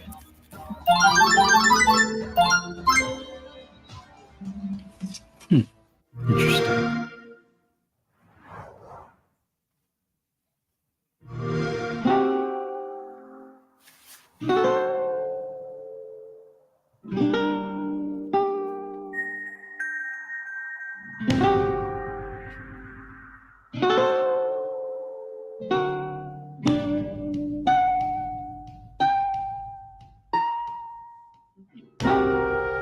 I'm sorry, what was the last game's name? The last game was Hangry. Was it in Game Pass? I don't remember. I don't think it was.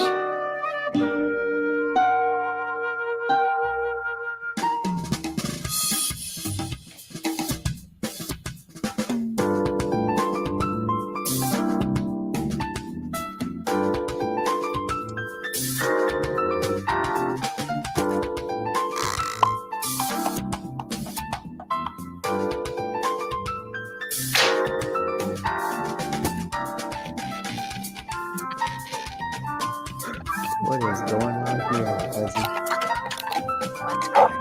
I'm not even sure what's happening. Oh.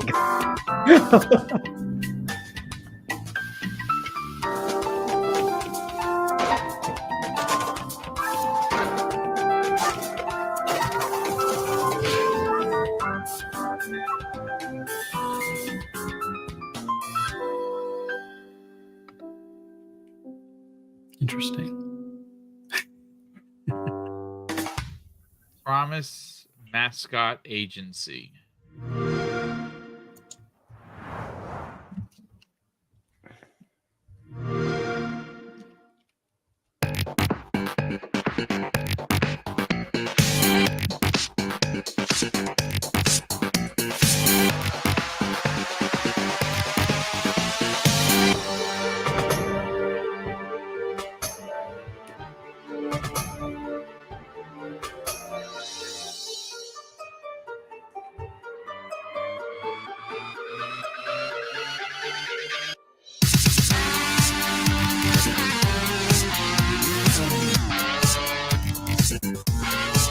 This is very dope. The building game.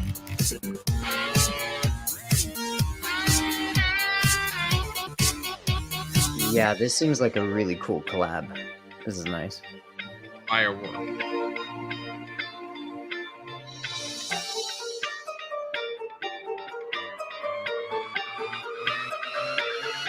Oh. Oh.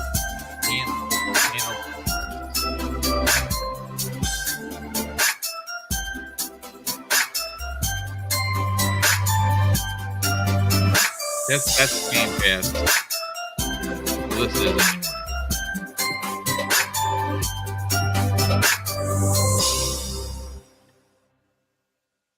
Oh, it's multiple games. Okay. Yeah.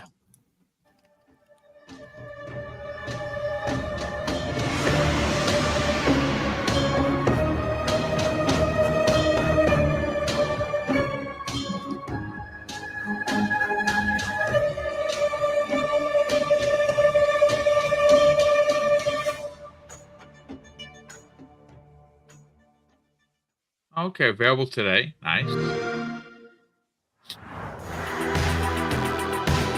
That was a look at the upcoming indie games Tales of Iron 2, Hangry, Promise Mascot Agency, and a ton of upcoming releases from Gamera Games, which will all be hitting Game Pass day one. The Rewinder is available on Xbox Game Pass as of, well, today, so keep an eye out for it. And coming up, a closer look at something Xbox is partnering with called the Ayayay Initiative. Yeah, I'm pretty sure it's pronounced triple I. You know, like AAA, but with I for indie. Are you sure? That doesn't really like roll off the tongue like Ayayay. Well, here's an informative video to hopefully set the record straight. Oh, the writing is just nails on a chalkboard worthy.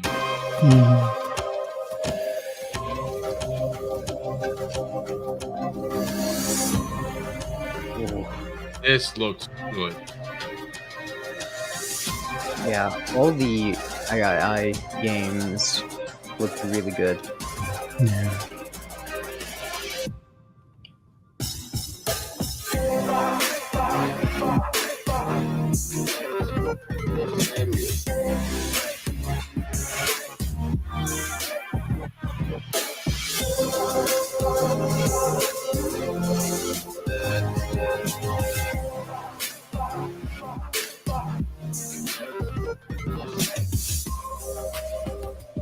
Looks, yeah, I cannot wait for this. Yeah. That looks really good.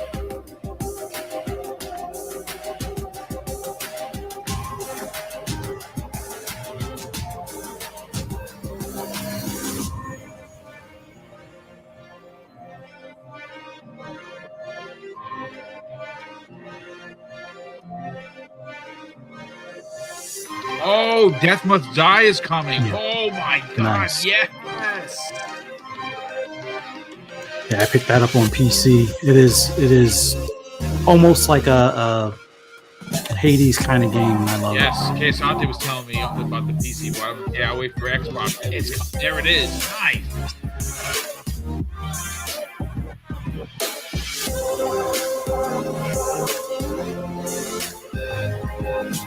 Oh, Potato. Oh wait, a new DLC for it.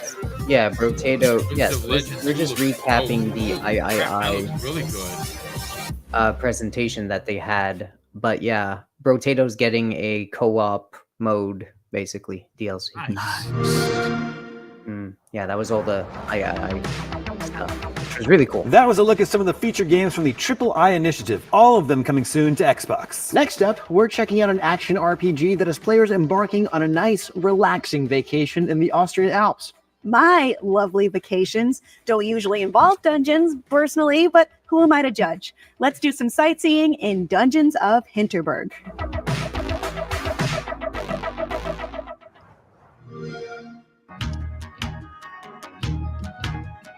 I heard about this.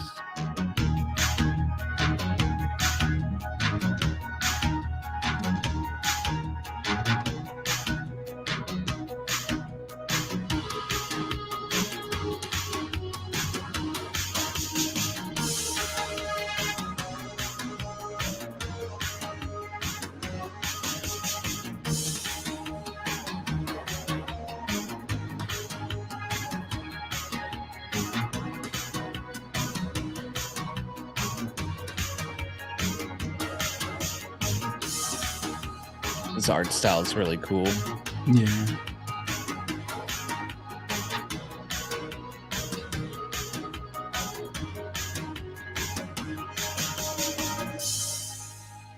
Nice puzzle-like Game Pass, platformer too. kind of game. Yeah. You can book your trip to tour the Dungeons of Hinterberg today. It's now available for pre-order. Up next, most survival games require players to collect materials and harvest resources so they can craft stuff to defend themselves. This next one, not so much. In fact, you don't even have to push any buttons. Here's what's coming next to the horrifyingly addictive indie smash hit Vampire Survivors. Check it out. One of my favorite games to consistently go back to. Our new quadruple A update is our most ambitious yet. Hyper-realistic holiday-themed characters. Immersive door-opening action. World premiere This is how you do comedy, you know what I mean? Genre-defining kart racing. Fully that's rendered hilarious. running animations. Laboratory update out now. Oh, that's so cool. Sick. Whoa. I'm looking forward to this one.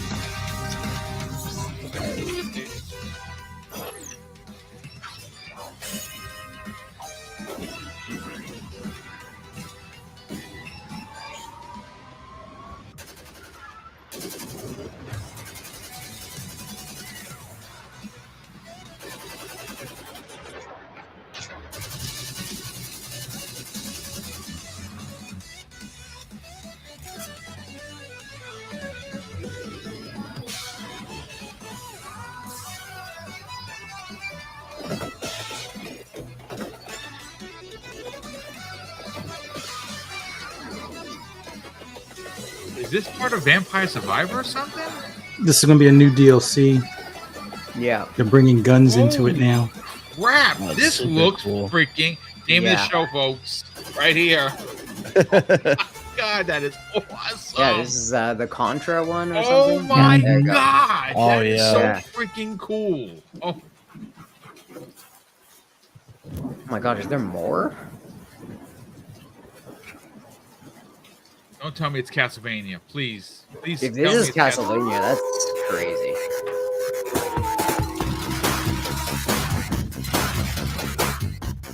Oh, okay. Okay, all right. And that's a wrap on this year's ID at Xbox Showcase, but we're not finished just yet. Although the showcase part of the ID at Xbox Showcase is coming to a close, that doesn't mean we don't have more to showcase you. That sounded weird. Either way, we showed you a bunch of awesome games today, but now it's time to actually play them. Up next, we're taking a deeper dive into some of the awesome games for today's ID at Xbox: Aster, Blade of the Monolith, and Hangry, the ARPG that mixes food and violence. See, Trailers are great, but we can't wait to show you how those games actually play. And after those game demos, be sure to stick around for our official Podcast Unlocked post show, breaking down all the biggest announcements, reveals, and trailers we showed you on ID at Xbox today. All right, Damon, we're going to stop you right there. And, Perfect. Wow. Thank God that's done. All right. So listen, we got 800. First of all, we got 815 people here. Thank you so much for checking out Double Barrel Gaming. And of course, this is, a show that you should, potentially check out on one of the many. That's the Xbox Lunch Break Special. I do this Monday through Friday, 5 different shows, 5 different panels, all great content. Obviously, you're going to get some Halo Infinite multiplayer footage. Guys, let's talk about it before we get everyone out of here. Now, normally this is only about an hour and a half, 90-minute show. It's one of the smallest shows of the week, but we are reacting, for you live on what. Listen, I'm gonna go first, right out of the gate. Vampire Survivor, as great as a lot of the games that we did see, especially that one from Don't Nod. I don't know what the story is, but the graphics look great. It looks like it's gonna tell another emotional story, which they're known for. But for me, like jumping off the page, 33 Immortals, I think is going to be big. And I think it's going to be big in a way for Xbox and for PC where, we've been all of us, I think everyone have been waiting for like a 1 versus 100 to come back in a big way, right? Like that's a really deep cut OG Xbox game that a lot of people, Phil Spencer himself said that he wants to return. Hopefully that does. But talking about 33 Immortals, man, that game looks like it's going to be a banger. And it's going to be something that the community is going to thrive. The more people playing, the better the game is going to be. Those are my 2 picks. Oh, go right over to Gamsley. What jumped off the page for you, brother? Okay, well, to make this really quick so we could get people out of here, I thought if I had to rate this showcase, it's a solid 6.5, 7. I give it a 7 I think and the change. highlights. 7 and a Yeah. I think the highlights there were 33 Immortals, that's why my score's a little lower because, the big hits here we already know about, like Vampire Survivor, 33 Immortals. We got Pal World stuff. I was expecting a little bit more of Game Pass this way around, but doesn't matter. Go support these guys. They deserve your money. A lot of good games pop out here. One that if I had to choose one for myself, I would probably say Tales of Iron 2 and Farah were really fun looking. And Sulfur as well was interesting. Yeah. So I'm going to take those 3. It was a solid showcase for what it's supposed to be. Yeah. You know what? I like your score. 6.5 I think is fair. I expected a little bit more indie bangers, I guess. I mean, and again, exactly. I really do think you're onto something here because for me, highlighted is 33 Immortals, but we knew about this already. I'm in the beta. I'm going to try that out as soon as it's available. And Vampire Survivors just doesn't stop giving. It is the gift that keeps giving. And it's one of the cheapest games that I've ever paid for, but I cannot begin to tell you the potential 100+ hours I put into that game. It's just absolutely astounding how amazing that game is. Fuzzy, bit over there. Let's get your hot take on it. What couple of games jump off the page for you? But more importantly, what do you give this ID at Xbox showcase? I'd give it a 7. And the only reason why the score is that low is because a majority of this stuff we kind of seen already. And truth be told, Wandering Dutch did a better job for the indie showcase. Oh yeah. Oh my God. By a mile. Structure is part of it, right? Like these guys suck, Anyway. Yeah, it should have been more showy, less talky kind of stuff. But exactly, yeah. Overall, the games themselves were great. The standouts, obviously, 33 Immortals is one. Another couple of them on here, me being the racing guy, Stampede. Want to see how that plays out. Yeah. Sulfur was up there, but Commandos Origins, which I definitely want to see more of that one. And then Tales of Iron is another one. Tales of Iron 2. Yep. And Hangry sounds interesting because at first it kind of looked like it was a Fallout area that he was going into, and then coming back to a cyberpunk area. But you're basically fighting for food and bringing it back to the restaurant. So it's kind of like, I guess, an extraction eater. I don't know, but that seems like a interesting concept. But yeah, there's some gems in there. But obviously, Vampire Survivor, kind of already knew about it as well. Same thing with the 33 Immortals, but can't wait for that Contra DLC. So yeah, that should be fun. Just again, it's just one of those things that I know that they haven't officially teamed up with Castlevania yet, right? Like I know I didn't miss anything. Obviously, the game just screams Castlevania. If they're partnering with Contra, I would imagine that we are only a stone throw away from them doing something with Castlevania. I mean, right? I mean, it only makes sense. So hopefully that in fact is the case at some point. That would be kind of dope. But yeah, I mean, again, I like your score. Kind of like mine. 7 is fine. A lot of good stuff there. A lot of stuff that was like super weird. But again, if it's your bag, good on you. The only thing that I would say that they need to kind of fix is they kind of got to get out in front and let us know what is indie and what is Game Pass, because some of them had it and some of them didn't. So you're kind of like, hey, is this Game Pass? And it's not that it should matter, but it does matter for the indie title itself, because if it is in Game Pass and it's a game that you would not normally go out and buy, at least you as a subscriber could go download this. And the more people that download the game based on the contract that they sell, they will make money. So it behooves the people that are doing these shows to kind of let people know, I don't know, that, this game or that game is in Game Pass, but it is IGN, and it's, I hate to say this, but they, the writing was awful. It didn't seem very forced, and it's fine. It just is what it is. It was something for us to witness together. We had over 800 people that are, first of all, 812 people here. Thank you so much for checking out Game Pass Dad. Let's get your hot take on what you thought. What are your 2 or 3 standout titles, and what would you score the IGN X ID at Xbox event that we just watched? I'd say probably about a 6 or a 7 seems fair with some of the points made before. Like some of the things we've seen, like nothing necessarily crazy, I'd say.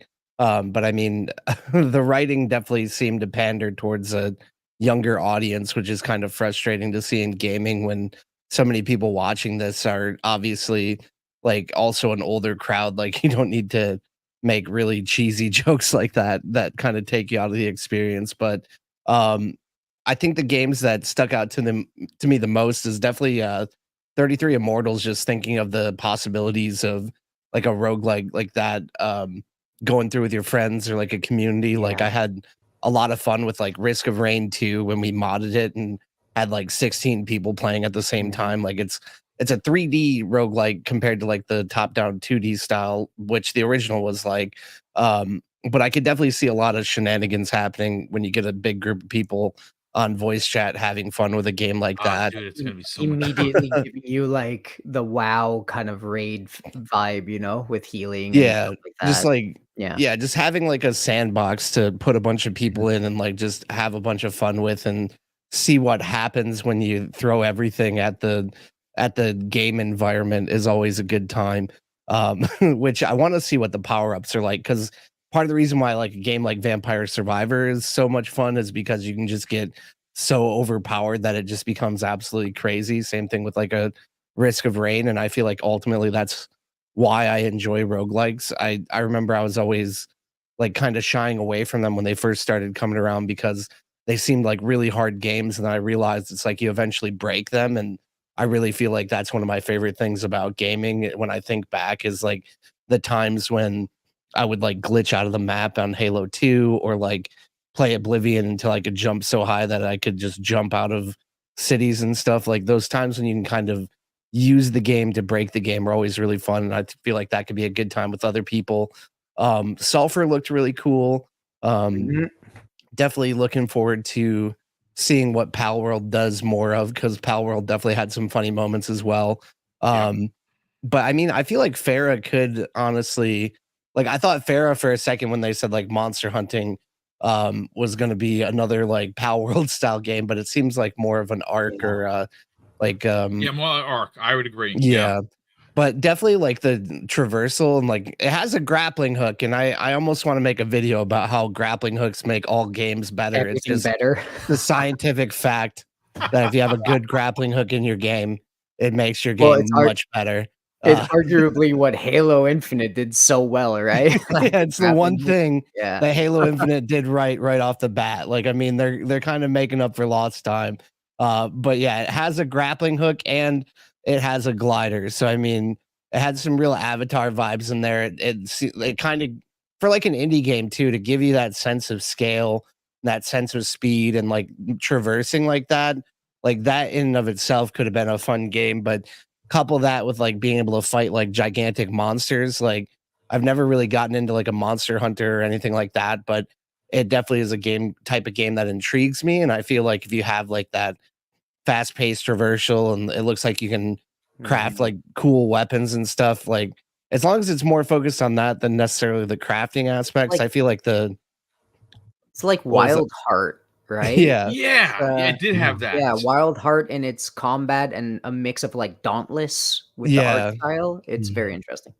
Yeah, I feel like the survival crafting games, like even Pal World, like sometimes I kind of get lost in the crafting aspect to where it's like I don't want to necessarily do all that. Like if I have friends that know what they're doing, like they usually just give me all their stuff, give me all the stuff I need, and like babysit me in that respect, and then I just go mess around and like build a giant building and start a cult or something. But like, oh my god, not a cult. Conan Exiles, man. There's Conan a whole thing when Exiles. we played Rust. I built the biggest wooden structure that's probably ever been built in Rust. But that aspect really kind of intrigues me. So I feel like that could be a real game to watch. So there were some exciting moments. I don't know. I don't really care for the fact that like IGN decided to sell ad space in the middle of it either. It's like the whole thing is an advertisement to begin with. It'd be nice just to focus on the games, and then because you have a marquee sponsor and then you also pack in like 5 minutes of ads in the middle, like it just kind of is strange to me. Like I'd like to just kind of focus on the games, but what can you do? It is a business. But yeah, I mean, it definitely brought to light a handful of games that I haven't really been paying attention to, and we'd like to see all of them in Game Pass, but definitely they're all going to be obviously as indies at a price point that we're seeing really end up developing some super hits in games like Pal World and Helldivers. So I feel like you're saying, some of these could be huge, and definitely seeing a big reason to come back to Vampire Survivors again, which I'm always happy about. So that's exciting to me as well. Which the little the art style and like the graphics that they made for it, like the animated portion, was really cool to see. Like I really enjoyed that. So yeah, definitely hope they do more of it. If I'm not wrong with that, that was advertised at a PlayStation thing recently, right? PlayStation had a lot of ad on Vampire Survivor coming to PlayStation finally or something. Was that a thing? Yes. Yeah, it was finally coming to almost PlayStation. Yeah, exactly. And then the Contra thing was shown there, and everybody was like, "Is it coming to Xbox?" And this is where they showed it's coming to Xbox, and not only Xbox but Game Pass. So that's nice.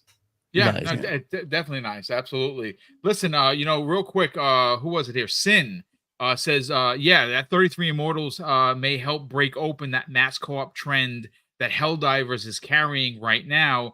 I'm telling you, mass co-op is the next big trend. Watch out, watch and learn. I think you're onto something. And you know something? Xbox has two. What is the one, Fuzzy, that's like Castle Crashers, the side-scrolling joint that is coming out? That's cell shaded.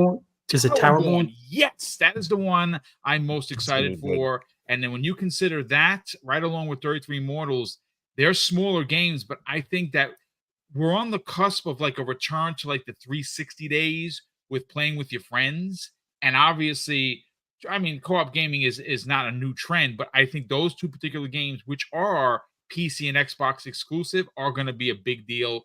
But listen, we got 837 people here. Of course, I'll give you the breakdown. We have, wow, this is bonkers. 539 people watching from Twitter, which is awesome. So look, real quick, folks, if you are enjoying the content, obviously you're here. Please hit the button, go into YouTube, and maybe if you're feeling super generous, throw the channel a sub because we do this Monday through Friday, and we are on the hunt for 15K. Thank you for everyone that tuned in. A big thank you to all of the super chats that continue to come in that power the show. Obviously, it allows us to do the big giveaways, which we have a few. And of course, we have a ton of coin giveaways. And I think what kind of is a lot of back end stuff, the shipping is always very expensive.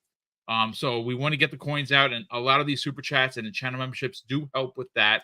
So everyone that won a coin on last week's content, those are going out today. And of course, the gentleman that lives in the UK, your coins are being mailed out tomorrow. We'll get those out to you. Let's get everyone out of here.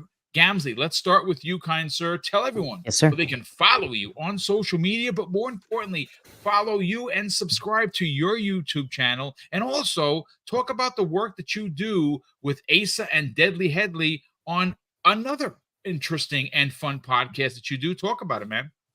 Yeah, so we're like the new kids on the block. It's episode 13, going on episode 13 of the Xbox Series podcast. We're really starting to gel well and get that chemistry. We had it from the start, but it was, we were feeling each other out, and now it's just full-blown shittery, We got the inside jokes going around. We're yelling at each other. It's a fun time there. Come watch that every Thursday at 3 p.m. Eastern time on Gaming Arcadia YouTube channel. You can find it there. All our videos. We got a ton of stuff coming up too, including something new in the Nintendo realm. We have a general podcast out as well, so a lot of fun stuff going on there. You could come join our Discord channel as well, and if you need information on any of that, just hit me up on Gamsley TKD on X. Send me a message, I'll hook you up, and yeah, just come chill, hang out, talk shit, Nice. Good stuff as always, brother. Great to have you, of course, this every show. lunch. Yeah, well, listen, good. We're super happy to have you here each and every week, brother. You bring a great flavor and unique way of podcasting. You're honest. You wear it on your sleeve, and we love you for it. And of course, the work that you're doing with Asa and Deadly Headley is also another great show you should add to your rotation of podcasts to check out each and every week. Fuzzy Belvedere, brother, let's sell your your wares, kind sir. Where could people subscribe to the best place for anything and everything in the racing genre? Find you on other podcasts, but more importantly, follow you on social media. As always, thank you for having me on. This was an awesome show. Awesome to see how much better us podcasters do than some of the IGN talent. I was getting cavities, and I think I was getting a bit of diabetes from watching some of that earlier, but so glad to be here with Game Pass Dad and Gamsley and you, Mr. Boomstick. Thanks to everybody in the chat. Thank you guys for checking us out. And as well as those that are on Twitter, thank you for checking us out. Subscribe if you haven't already. Leave a YouTube comment. Let us know how we did. But for those that want to hear my rambles and rants, just for anything gaming related, just follow me on Twitter at @fuzzy_Belvedere. You can also find me later on tonight on FSP on Fun Speculations channel at 10 p.m. Eastern Standard Time. And then a special episode of Pixelated Echoes right here on YouTube. Just do a search for Pixelated Echo. We're going to have, it's going to be me and 3-Bit, and we're going to have Lord Cognito on. Nice. So it's going to be an interesting episode. Talk possibly some Oculus stuff. Well, not Oculus because it's Meta now, but talk some Meta stuff and how Xbox and them are working well together, and some other pointing topics and stuff.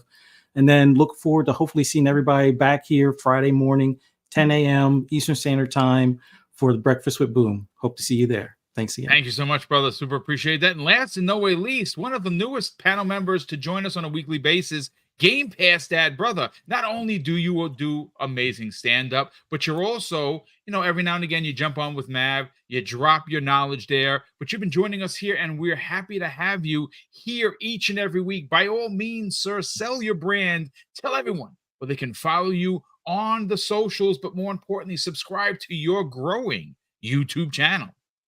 Yeah, definitely always happy to be here with the Double Barrel Gaming family to talk Xbox on Mondays, and certainly always be back when I can make it.